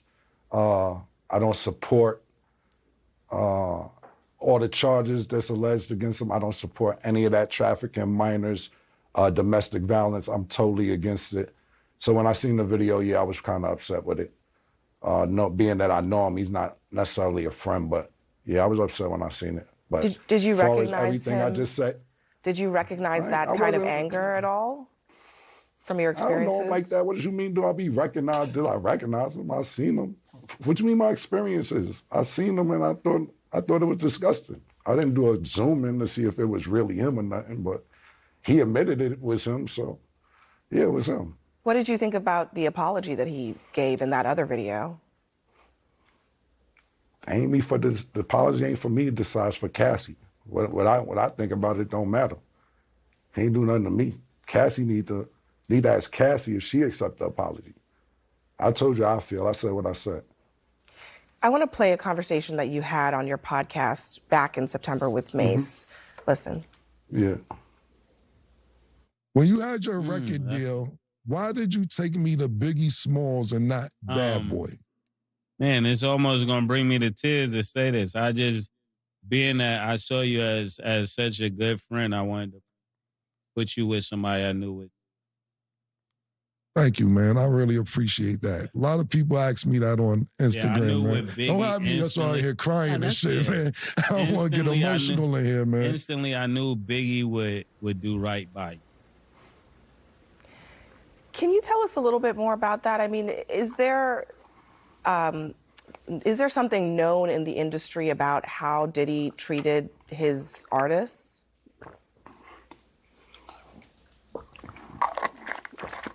So I'm going to get some cheeks after this horsepower joint. I'm just going off what Mace said. Mace took me to Biggie. I don't really know Puffers like Mace know Puff. So I appreciate what Mace said. And of course, that's my brother. So if he felt that way, then he felt that way. I can't really tell you how Puff moves or anything like that. Mace may know better than me because he was signed to Puff. I wasn't. But my show does come on at 8 a.m. Eastern on YouTube. It's called It Is What It Is. And y'all make sure y'all check it out. I mean, I might get some more information out of Mace from there. But for me to tell you how Puff act and all that, I don't know. I never was signed to him. Yeah. What about the industry in general? I mean, so many people have pointed out that Diddy couldn't get away with this stuff if there weren't a lot of people protecting him. Do you think that's the case? Who the talent agent for this joint? Like, you think I'll be sitting around watching what Diddy do and all this? I didn't know this was a Diddy joint that y'all invited me to. Yo, who booked me for this joint? All right. Wow, and I don't be sitting Camron, around watching Diddy and all that. Yeah, Thanks. Man, come on, man. Thanks for crazy, joining man. us. Thank you for your time tonight. Yeah. Thank you for having me. You enjoy. All right. You know, let me come back. Now I got a clip I want to run for you in a second. It's Camron's response when he went back on his show. I hope we got clearance to play it. I know CNN don't have a problem with us playing their clips. I hope that Camron and Mace don't have a problem with this. But I want to say this first of all. A lot of the times when I saw the Camron clip, which I downloaded here, I didn't get a chance to see this full display, the full back and forth. I just saw the part where he was drinking the horsepower, the pink horsepower. That's the only part I saw. And talking about cheeks. So you mean before that, it was pretty much on the level. It was like it was an actual dialogue. There were questions asked. He answered them his way, but they were answered. And it was, it was what it was. And then later, when she wanted him to talk more in depth about like Diddy and about Bad Boy or whatever, that's what he kind of like started doing his own promotion. That's what it looks like. I mean, that's what it was. That's what I saw. Okay, so, yeah, I think that it's not as bad as people making it seem. Yeah, I don't think it was as bad as people are making it seem. I mean, I've seen people like wringing their hands like Jamel Hill and Touré and pretty much all black people that go on CNN and MSNBC, cable news media. They're all wringing their hands like, you're making it bad for all of us. You're going to make it so we can't go to the big house no more because you. Don't do this in front of white people. You know they're going to beat us. And some people are saying, man, don't do this to Abby Phillips because Abby Phillips is a real hardcore sister. And you up there doing this to this sister, and we need this sister on TV. That sister worked for CNN. When y'all gonna realize the cable news media does not have our back, and anybody that works for them is under contract to do a certain type of content that doesn't benefit our communities? Not really. Hell, it doesn't benefit Americans. I don't care what color you are, it doesn't benefit you. Okay? It's unhelpful. In fact, as my brother Ahmed Oz was pointing out to me, the quote by Denzel Washington himself, where he said, if you watch the news, you're misinformed. If you don't watch the news, you're uninformed. Something like that, right? And that's what it is. But there are people that think that Abby Phillips, and they thought the same thing with Don Lemon, they think the same thing with Joy Reid. No, independent. And that independent media that's trying to get into CNN. Not independent media that brought with them the same old problems, the same old rhetoric from CNNs and MSNBC, but actually independent media. I don't have a problem with what Mace did, except when he said he's going to go clap cheeks. I don't have respect for CNN. I don't respect CNN. In fact, one of the independent media folks that I had a relationship with as far as friendship, I thought, but it was real cool at the time, we just haven't talked in years, Lee Camp went on CNN, I think it was, and did the same exact thing. But he wasn't talking about clapping cheeks, he was saying how that CNN was a cesspool of misinformation that wasn't doing any good for the American people and that it was horrible. He did the exact same thing. And you know what? Independent media loved him for it. And they still do. And he was never invited back to CNN. So now let's go to that clip from Camron and Mace where they talk about it themselves back on their show. Thanks for being here. Yeah, let's actually talk about that. Before we even get into the questions, like elephant in the room, you were on another show. Yeah, I came. I didn't even go home last night because I went to the studio. I washed up though, so I'm good. I ain't gonna explain none of that. But yeah, man, you was gonna say something? Oh no, I seen your hand. Yeah, no, they invited me on the show to talk about what's going on with Diddy and all that. And then my thing about it was, Mace, stat is that they didn't invite me on to say about how successful our show is or the positive stuff we do in the community, how every day, 5 days a week, Mace talks to kids on a Zoom call. Mace, Now look, this part right here. I gotta say, fam, you should have said that while you were on CNN. That sounds good. It would have been dope if you would have said that instead of promoting the clip, the cheek clapping. Yeah, like this message, I rocks with this message. I feel you right here, bruh. You should have came up with that and said that instead of trying to make money off CNN. I mean, that's what I would have done. Maybe you could have done both. Maybe that's why you're a better businessman than I am, Cameron. Real talk. Because I'd have been worried about making sure I make a statement that benefits black people. You know what I'm saying? That benefits working people or something. That benefits progressives or hungry people or homeless people or something. I would want it to stand for something more than my material gain. And so I wish you would have done that, because this explanation sounds dope. And it would have been great for you to let everyone know about Mace and what he does on the Zoom calls with kids. That's dope as hell. But you didn't say that. You know? And it's a missed opportunity if you had that prepared. Did you have it prepared? Or did y'all come up with it later and sort of kind of just say out there? I don't know. I would have preferred, who am I, right? But I think it would have been better if you would have went with that. Should have led with this and saved the clip, the cheek clapping with the pink stuff for when you went back on your show. Then everything would have been dope. You would have made a statement, man. You would have done that. And don't tell me it's not for you to do, because you're making that statement now.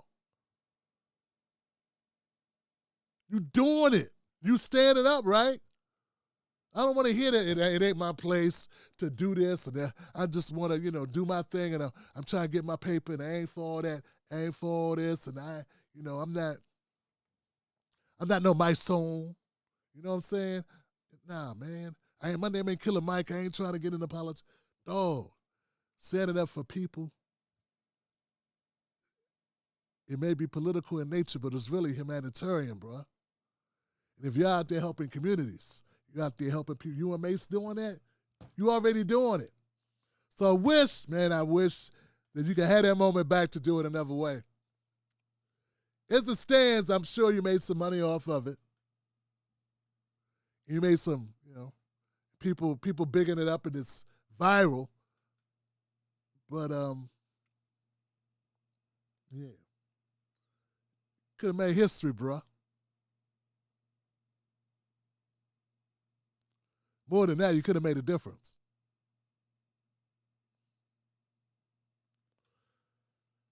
All right. Let me know what y'all think in the comment section below. All right, let's go to the next story.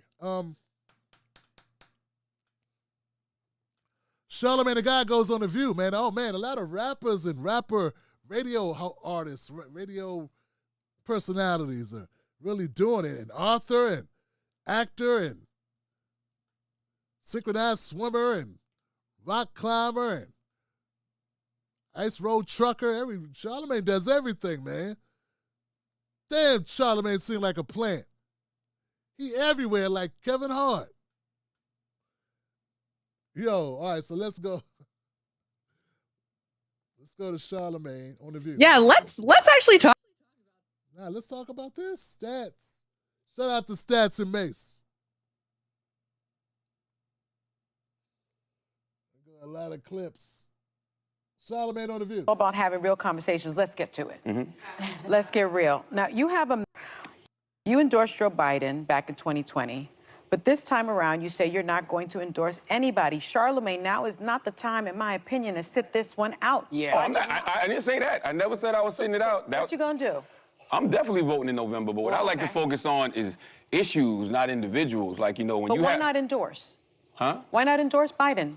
Because if I'm sitting here telling my listeners that, you know, you have somebody out there who is a threat to democracy, you have somebody out there who said they want to, you know, suspend the Constitution to overthrow the results of an election. You saw this person, you know, try to lead an attempted coup of this country, and I'm telling people that this guy is a threat to democracy. Have you ever read Project 25? There's only 2 candidates out there. So if I'm saying that about this individual, the choice is clear, right?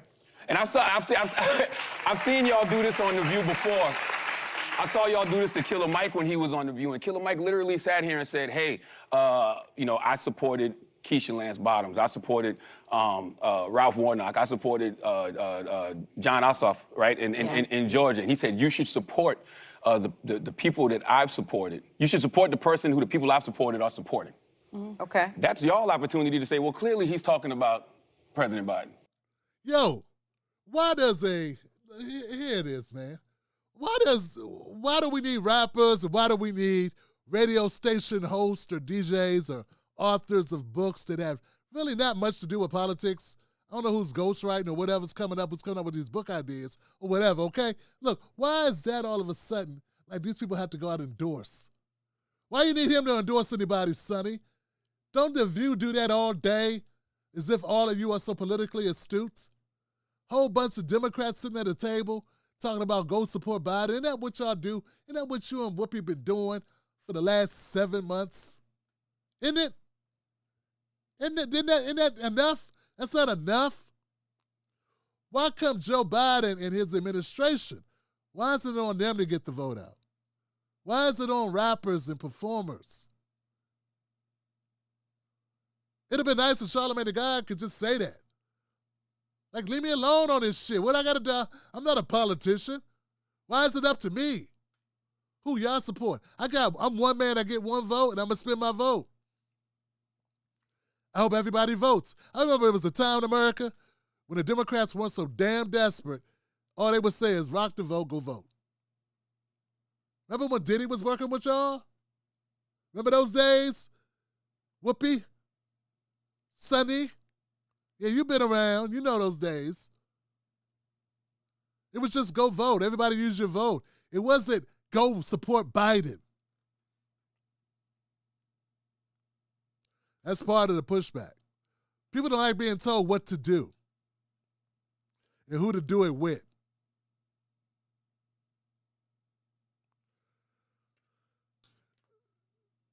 There's more to this. I mean, it's a little bit more back and forth. Let's go a little further. All right, About having real conversations. Let's get to that about this individual. The choice is clear, right? And I've seen y'all do this on The View before. I saw y'all do this to Killer Mike when he was on The View, and Killer Mike literally sat here and said, hey, you know, I supported Keisha Lance Bottoms. I supported Ralph Warnock. I supported John Ossoff, right, in Georgia. And he said, you should support the people that I've supported. You should support the person who the people I've supported are supporting. Okay. That's y'all opportunity to say, well, clearly he's talking about President Biden. Why do y'all need us to say this if we don't feel comfortable saying it? No, it's not that we need you to say it, but I think other folks need to hear because, you know, No, other folks need to make up their own damn minds, Whoopi. Other people need to decide for themselves. That's what needs to happen. It's not your job to make up other people's opinions for themselves. Sell them on Joe Biden. And it's for the Democratic Party with all that money they have. All that money Joe Biden takes from AIPAC. He don't have money to run his own ads. He's got to Charlamagne the God and Killer Mike and all these other people to go out and get involved in it to push him over the edge. You got to go try to recruit Cardi B and Killer Mike and Taylor Swift and the guy that delivers papers down at the mall, the guy that cleans chicken down at the wharf, the Maytag repairman. You got to go get everybody to push Biden over the hump. What happened to Biden pushing Biden over the hump? Doesn't he have enough people doing that already? Don't he have enough money on the streets? They're paying influencers on TikTok to support Biden, to pump out content after content. Do you know how lame it sounds? Why aren't you supporting Biden? You need to go make other people support him. It sounds desperate. Begging in desperation. And it's a reason. It's a reason for it. One of the things I'm sorry, I just jumped you, I'm sorry. But one of the things that we've been talking about is the fact that getting facts out through the media seems to be very difficult. Last time I checked, Charlamagne was not a surrogate for the Democrats, or is he? Is he D.L. Hughley now? Charlamagne, are you D.L. Hughley now? Are you not living up to expectations? Because I know D.L. Hughley is a surrogate. Are you a surrogate? Is D.L. a surrogate? Whoopi? Does he work for Biden? Is he on the phone with Kamala all hours of the day? With lengthy conversations? Heart-to-heart conversations? Huh? Just asking, because it sounds like that's what you're expecting. Are you a surrogate for Biden?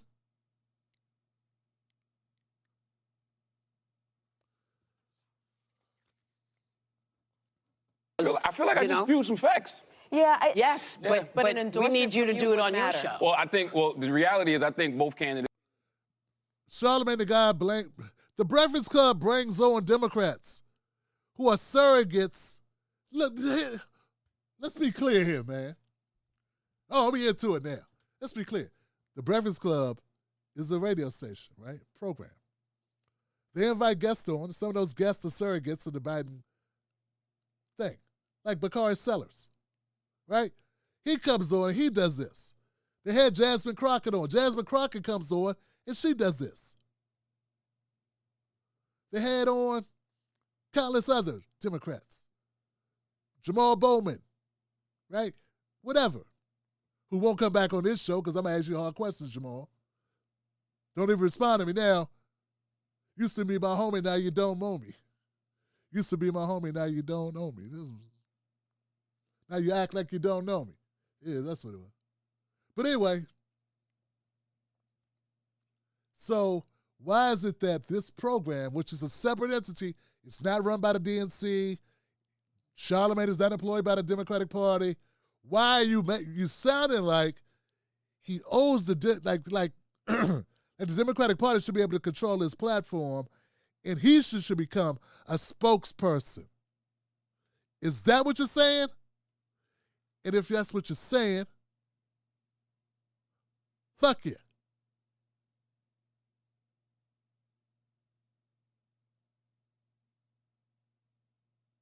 No, they didn't freeze me. You thought they froze the show, didn't you? Like they done got Tim Black. Let me make sure they didn't get me. No, we still live. It's the trash. So but I am going to vote in November, and I'm going to vote my best interest, and I'm going to vote who I think, can preserve democracy. So if I think both candidates are trash, and I don't feel like, endorsing one, would you rather me endorse an individual or endorse the fact that, hey, we need to go out here and protect democracy? He just said he thought both candidates were trash. That's your guy he's talking about. He just said that's your guy. That's it. He said he's trash. And so is Trump. Too trash. Trash. Why you can't take the L and just keep it moving? Why we gotta stay here? He's sitting at a table with 4 surrogates for the Democratic Party. Damn. I hate to admit it, but I missed the pudgy white lady that was on the show. Cindy McCain. I miss her. At least it broke it up a little bit because these aren't Republicans. They never defend anything Republican. They fall right in line with whatever Whoopi and Sonny say. Enjoy. So it's a very biased show, and it's to one side of the equation. That about it? By the way, I think it's incredibly powerful to use your platform just to draw the contrast. I actually tend to agree that I don't think an endorsement is somehow more powerful than reminding folks the other person tried to overturn our democracy. That breaks through. But I want to ask you, because you're kind of one of these, we call them double haters. I don't like to use the phrase, but double haters? Double haters, like not thrilled with Biden or Trump. And I've never heard of that, like the chicken fried. I called it. I thought that was just called being an American nowadays. Yeah, like a lot of Americans don't want either one of the candidates, either one of the major party candidates. A lot of Americans unhappy with both parties. And a lot of Americans don't want Trump or Biden. And they call that double haters if you don't want either one of those major parties.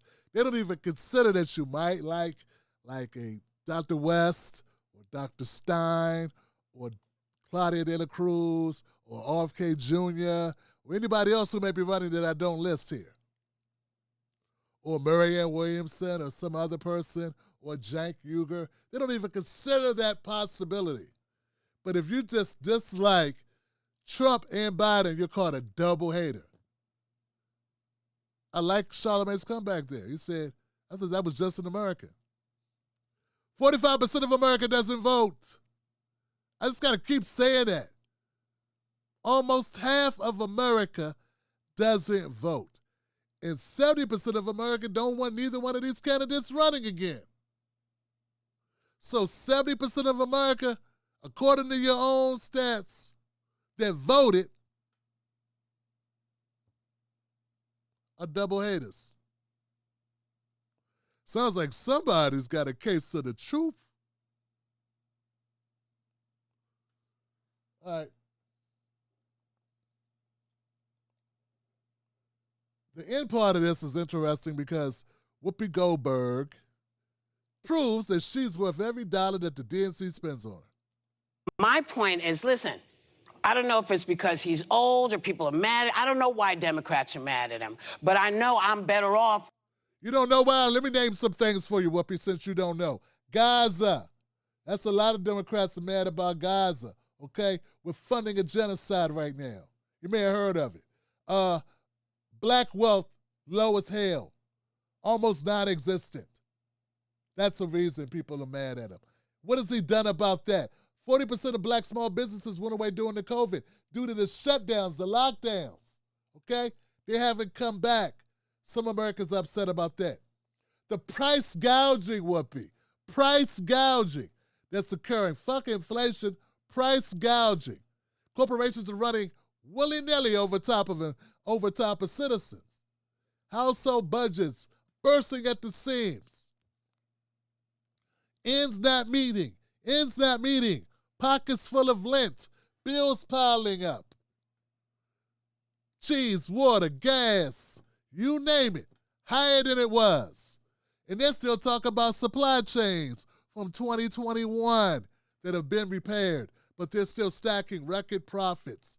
And don't tell me those corporations don't contribute to the Republican and the Democratic campaigns, because they do, to both parties. Trump said it best. He used to bribe both Republicans and Democrats. He paid them both. And that's exactly what corporations are doing. So since you don't understand, Whoopi, why people are not happy with Joe Biden, that's a truncated list. I hope that helps. With him than I am with the other one. Right. That's what I know. So, and we say it because we always have to remind people of what we went through in order to do this, in order to. And as always, we got to tell people that we are lucky, we are black. Remember, I don't know if you know this, I am black, and we didn't get the chance to vote, and that's our duty. It's our duty that the white people, nice white people, are letting us vote now. So we need to go out there and vote for that nice white man who was a segregationist, who called us super predators, and who said Barack Obama was the first clean African American running for office ever, and he spoke well, was articulate. Yeah, and the Republicans gonna put us back in chains, and if you don't vote for him, you ain't black. And the hits keep on going. That's right, Whoopi, and we gotta go out now and pull that lever for that Democrat, or we will be forsaking all those others.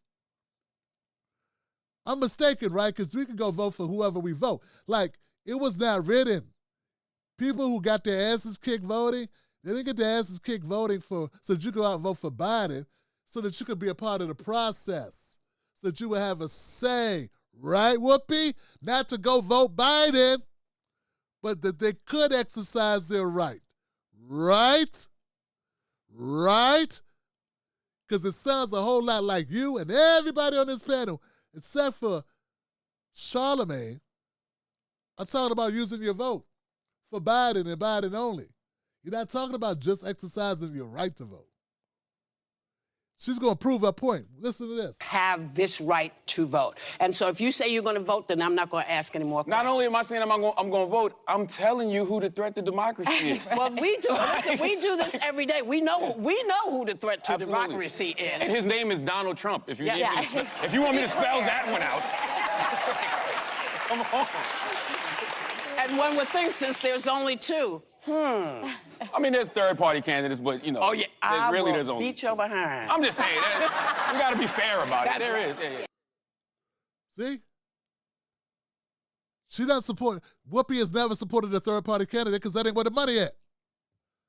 Joy Behar has never supported a third-party candidate because that ain't where the money at. And guess where we need to be? Where the money ain't.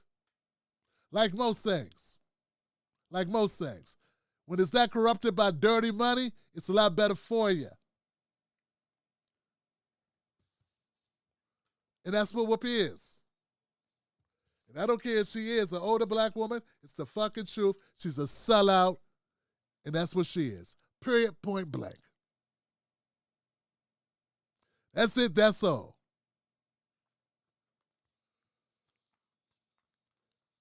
All right. Now, let's go on to this. Now, last but not least, guys, Jasmine Crockett's been making a whole lot of noise, and we all know where this stems from.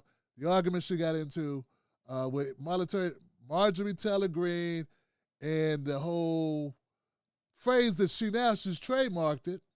So I don't even want to say it in this video because now she owns the rights to it, and she's using it to raise funds for Democratic parties, for the Democratic Party. Yeah, that whole thing, the T-shirt thing about Marjorie Taylor Greene, how she's built butch body, that she built like a butch, that no one says it's just like a tomboy. That's no one's like. Anyway, everybody loves her, and it's really good for a lot of people. People are really, really excited about her takedown of Marjorie Taylor Greene. They just love it. They think it's amazing, and they got a new champion for black people, man. I'm going to try to do this kind of quickly. I'm going to let her talk, and then we're going to pick apart everything that she says. How about that? Once again, I'm going to allow Miss Crockett to make her points, and then I'm going to come back and one by one tell you the truth. Because Jake Tapper won't. About having real conversations. Let's get to it. Because they have no respect for law. The party of law and order is gone at this point in time. While I have you here, President Joe Biden is very focused on the black vote this weekend. In particular, he's headed to Detroit tonight to appeal to black voters. He's speaking at Morehouse this morning. Wayne County Executive Warren Evans from Detroit, from Michigan, told the Detroit News, apathy is the biggest problem. If you look at the percentage of people who vote and the apathy of African Americans about voting, that's what will turn the tide. But you've got to get somebody to get them out and give them a reason to come out. I'm just not really seeing it. You represent a large number of African American voters and constituents in the Dallas area. Why is Biden struggling with black voters right now? You know, I think it's about whether or not people understand what he has done for them. It's tough to kind of connect the dots sometimes. And honestly, this administration has done so much that it's not a matter of... Man, I really hate... Gosh, man, as soon as I wanted to talk. I want you to understand how frustrating it is that I have to even do this. We got educated people that watch this show, right? People that have great common sense. You might not give a damn about politics, or you may care a whole lot about it. And you may even be a fanatic about it. It doesn't matter. At the end of the day, you have common sense. And you know this. If you don't know nothing else about life, when people are happy, guess what they don't do? Complain about not being happy. Yeah, when people are happy, very few people are unhappy about you. You ever make someone happy? You ever make sure their needs were met? Guess what they didn't do? Complain about you. See, the whole black people don't know how good they got it. Black people don't get how great it is. They just missing the boat. They just don't realize all the great things Joe Biden's done for them. If Joe Biden did all these great things for them, wouldn't their lives be better? Jasmine Crockett. And don't get me wrong, you should not have to speak to this, but you want to. You want to be the black AOC. Fine. Have at it. You should not have to talk for Joe Biden because Joe Biden's actions in America's, the actual impact that his policies had on black people should be great. So black people be like, I'm good. And I'm good because of that guy in the office, whoever he is. But people are not good, so they're going, forget that guy in the office. She's going to run through a list of things that obviously have not impacted enough black people to make a damn bit of difference. But let her go. These are her talking points, and she's been doing them since January. And it hasn't helped in the polls at all.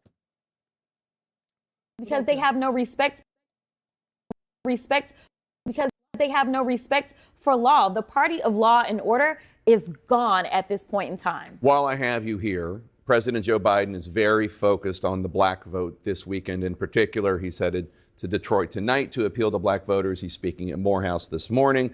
Wayne County Executive Warren Evans from Detroit, from Michigan, told the Detroit News, apathy is the biggest problem. If you look at the percentage of people who vote and the apathy of African Americans about voting, that's what will turn the tide. But you've got to get somebody to get them out and give them a reason to come out. I'm just not really seeing it. You represent a large number of African American voters and constituents in the Dallas area. Why is Biden struggling with black voters right now? You know, I think it's about whether or not people understand what he has done for them.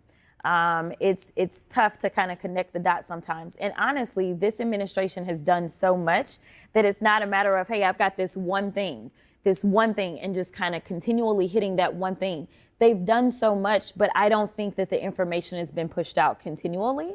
And so I think right now it's about making sure it's communicated as he goes to Morehouse and speaks today, that $7 billion has been given to HBCUs, more than any other administration ever. People credit Trump for supporting HBCUs when in reality, Trump did not want to reauthorize the $253 million that was already signed into law. He actually wasn't going to reauthorize it. It was Dr. Adams, a black woman, a member of the Congressional Black Caucus, who is a former HBCU professor and a former HBCU student, who said that's not going to be good enough. So what did Trump do? He took a picture with all the HBCU presidents and made it seem as if he did something novel and great. And it wasn't. He actually was. Okay, fact check time. She said Trump didn't want to, but he did. I don't care what you say he didn't want to do. If he didn't want to do it, why'd he do it? What, she made him do it because some black lady started talking? You talking now. You can't get Biden to do a damn thing. Jasmine Crockett. So you're saying some black woman that you know from some sorority or whatever was talking and that made Trump change his mind? Is that what it was? So anyway, Trump, he provided more than $250 million a year to the nation's HBCUs. This was a bipartisan bill, permanently provided. The funding was part of the Strengthening Historical Black Colleges and Universities program, which has given Congress an avenue to award grants to HBCUs for decades. So he did keep that going. Can't say he didn't want to, but he did. I don't understand. He didn't want to, but he did. I don't understand. The Trump administration also provided more than $500 million in loans to HBCUs through the Capital Financing Program. Okay? She didn't mention that. Additionally, Trump worked with HBCUs to protect $80 million in the Title III carryover funding. Okay, so there it is. Also, when she's talking about the student loans, so that's HBCUs. Let's get to the student loan portion of this. So, yes, Biden has done more. Trump did what Obama did. He did what Obama did and did a little bit more than Obama. Okay? He took and did what Obama did, the identical of what Obama did. So if you say he didn't do shit, you're saying Obama didn't do shit. Because he did what Obama did, and then he added a cherry on top. That's what happened. I'm not saying it's great. I'm saying that's what happened. He added a sweetener to Obama's deal because he wanted to outdo Obama. And then Biden, you know what Biden does? He comes in and he does more than Trump because he wanted to outdo Trump. That's how this is working. But instead of giving Trump credit for outdoing, which I know you can't do, and I don't blame you because he wouldn't give you credit for shit either. Republicans would not give Democrats credit either. I understand that. But what I'm saying is, to people at home, fam, bro, sister, Trump did more than Obama, and then Biden did more than Trump. Let's sort of keep going to cut them off. And so I think that black folk need to know that this administration has actually invested in them. When you start looking at student debt relief, it has disproportionately positively impacted black folk. We're talking about over $137 billion for over 4 million people. That means that there is at least 4 million people that now can hopefully start to get at that wealth gap and maybe buy a home because their debt to income ratio won't be so bad. They need. Okay, let me clear this up for you because another fact check.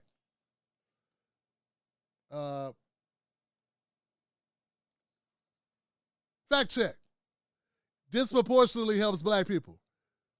Yeah, when you consider it per capita, but not when it comes to actual amount of money saved, it's going to be white people. Come on, Jasmine. It's like 55%. America's 55, 57% white. You're trying to say 14% of the population got more. But first of all, not that many black people end up even going to college. We have the lowest college participation rate of any minority group in the country. It's certainly less than whites. Okay? That's the first thing. Second thing, of those black people that do go, we finish college less because of all the impediments for black Americans, man. The gap in college completion is even wider among adults. 25 to 34, 46% of women in this age group have at least a bachelor's degree compared with 36% of men. African American, I'm sorry. That's actually white people. I'm sorry. So in 2023, the overall 6-year graduation rate for the first-time, full-time undergraduate student who began seeking a bachelor's degree at a four-year institution is 64%. This rate was 63% in public institutions and 29% in private institutions. The overall 6-year graduation rate was 60% for males and 67% for females. So of the people that go to college, we're talking about who graduates, okay? Yeah, that's graduates. Well, I guess first we should talk about who even goes. Less than half of Americans, only about 40% of white Americans go to college, only about 30% of black Americans. What was it? 49% of 18 to 19, 52% of 20 to 21, 41% of 18 to 24-year-olds. That's enrollment rate. So 41%. Asians are 60%. Whites are 38%. Black was 37%. Hispanics 33%. Okay? So there we go. Those are the people that are even at all impacted by anything that Jasmine Crockett's talking about. Only like 30% of black, 37% of black people. That's going. That's not graduation. So of the 37% that go of black people, and I'm just wondering, what are the social economic status of most of those black people that end up going to college? Are we really talking about the real working class black Americans? I bet it would be a little bit lower in working class, middle class, and under middle class income black American families. It's probably going to be in like maybe low 30, maybe 20s, right? Then we start talking about the graduation rates of African Americans. Because see, Jazz was talking like all black people should go vote for Joe Biden because of student loan debt. Okay? So that's the first thing. First and second. Also, the nationwide college graduation rate for African American students stands at an appalling low rate of 42%. So only got 30% of black people even going to college, and of that amount, only about 40% graduate.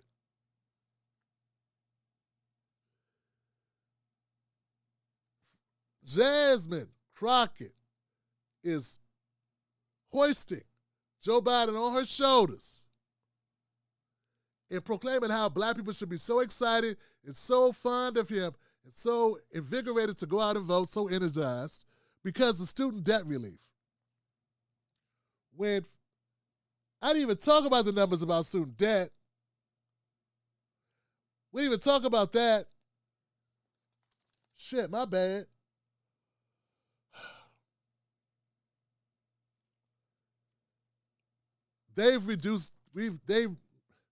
About 4 million students have received some type of reduction in their student debt, but that's only about 10% of people with debt, student debt. And I'm not saying all their debt was cleaned out either. Once again, about 4 million people saw some type of reduction in their student loan debt. But there are about 46 million people with student loan debt. So that's about 10%. Only 10% of the overall amount of people who have student loan debt saw any reduction at all. Hello, can we get this in writing? Can we get this? Can we understand this? Because I've been saying this for a fucking year. And you keep going on these shows. You've been on these shows with Roland. You've been on CNN. You've been on MSNBC. In fact, everybody in the Democratic Party keeps saying this. And I want to be clear. I want everybody watching to be informed. And I want you to tell a friend. I'm not saying if you got a reduction, it doesn't matter. Of course it matters. Of course. But they're not wiping out all the debts. It's $10,000, and if you got a Pell Grant, you may lose $20,000. There are people where that's just a semester or just 1 year, depending on where you go. There are people with $40,000, $50,000, $60,000, $70,000, $80,000 worth of debt, and we're talking about $20,000 off. So 4 million people had a reduction. And there are 46 million people with debt. They keep bragging about the amount of money, $167 billion.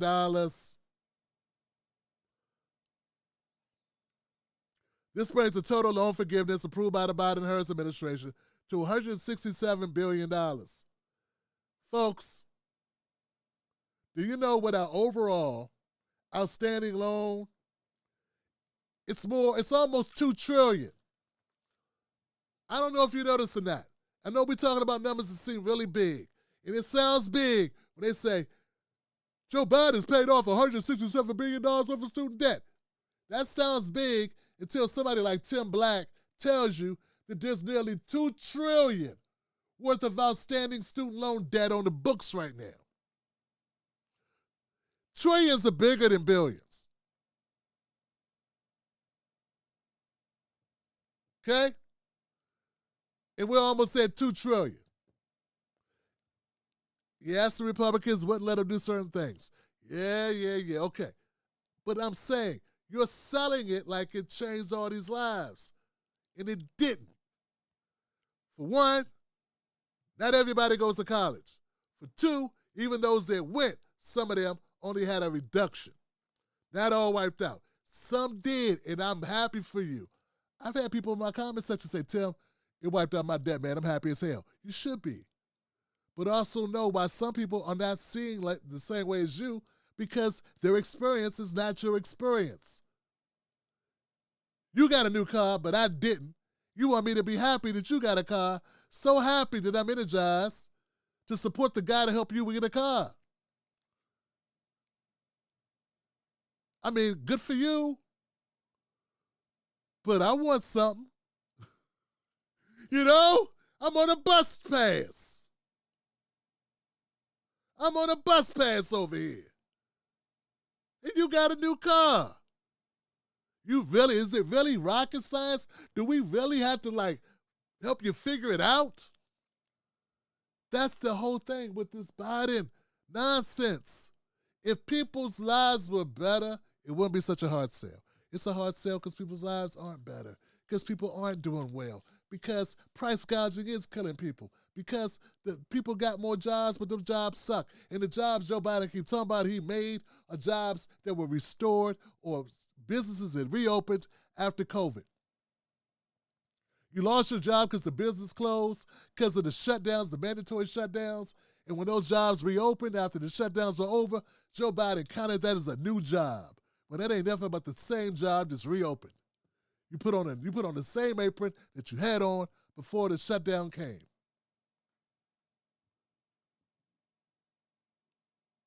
So let's keep it a buck. People are just fed. Life is hard. People are upset. People are angry because life is tough. And their ends ain't adding up. And if everybody had a mansion and a Benz, if black people need reparations. You're going to have to stop band-aiding this shit. Joe Biden, Democratic Party, Jasmine Crockett. It's a shame. Jasmine Crockett, Cori Bush, AOC, Ilhan Omar, Jamal Bowman, all my Democrats that say they mean well. And hey, I'm going to take you at face value and say you do. It's a hard job trying to sell this shit. Oh, it's a hard job. It's an unsellable. You're trying to sell snow to Eskimos. You're trying to tell people that are in the Superdome, in New Orleans in the Superdome, you want to give them a sweater. You understand how unpopular this is? You understand what's going on? You're trying to tell them that it's all good. Just pretend in your mind that we got AC on in here. And everybody has their own room and everybody's safe and nobody's getting raped. You understand? But that ain't the reality of what's happening in the Superdome, is it? How many people remember Katrina who know what I'm talking about? It is an unwelcoming situation to be in. It's got to be in a tough spot where you got to sell this shit in order to stay in a party, where you got to try to pretend that people aren't smart enough to know they got it good. They know they're not smart enough to know how good it is. You want them to be happy for other people doing well, because that's got to be what it is. Because if people were doing well, they would be doing well. I know I sound like a broken record, but it's like they defy all logic. They're basically, the Democratic Party is basically a nosy old woman telling a young woman whose husband is laying hands on her how good she really got it. Well, he don't beat you all the time, do he? Does he come home? So what, he hit you? What'd you say? Well, don't say that then. Oh, it hurt your shoulder hurt when you do like that? Well, don't do like that then. Stop talking back. You don't know what bad is. I had it bad. That's how y'all sound. Okay? That is exactly how you sound.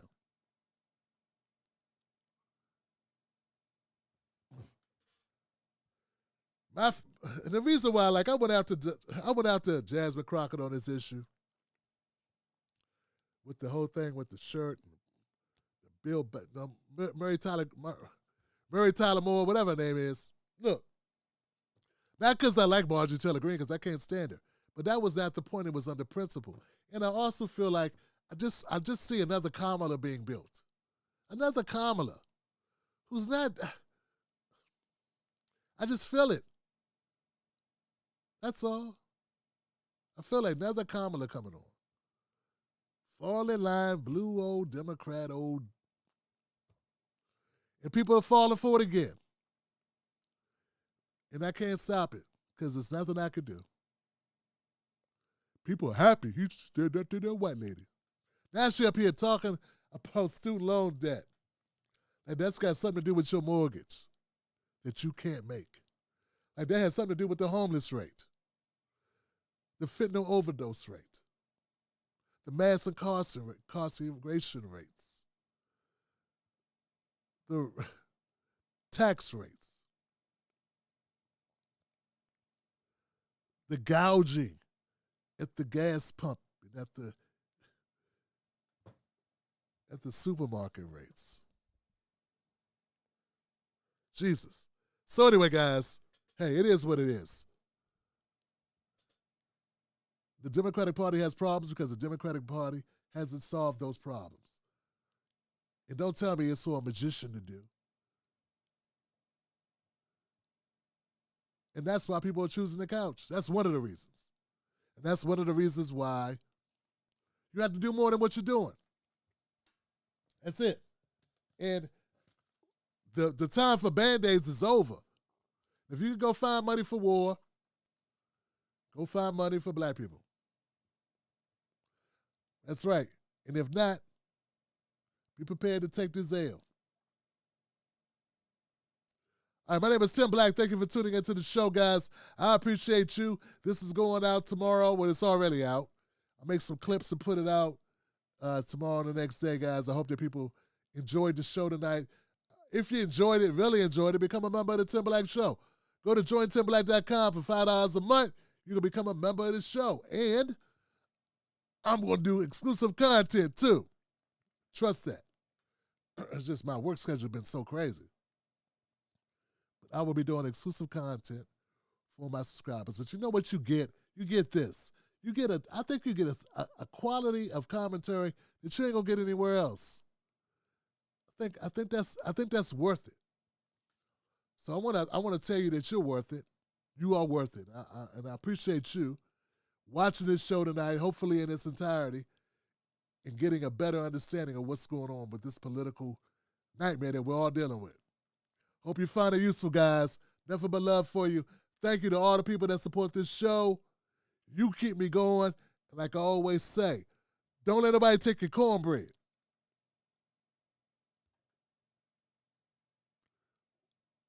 I still love you, Wolfpack. Let's keep it going. I'm your guy, Tim Black. Be safe. I'll see you on the next one. Friday night, 9:30 p.m. Tune in for more Tim Black Show. Peace.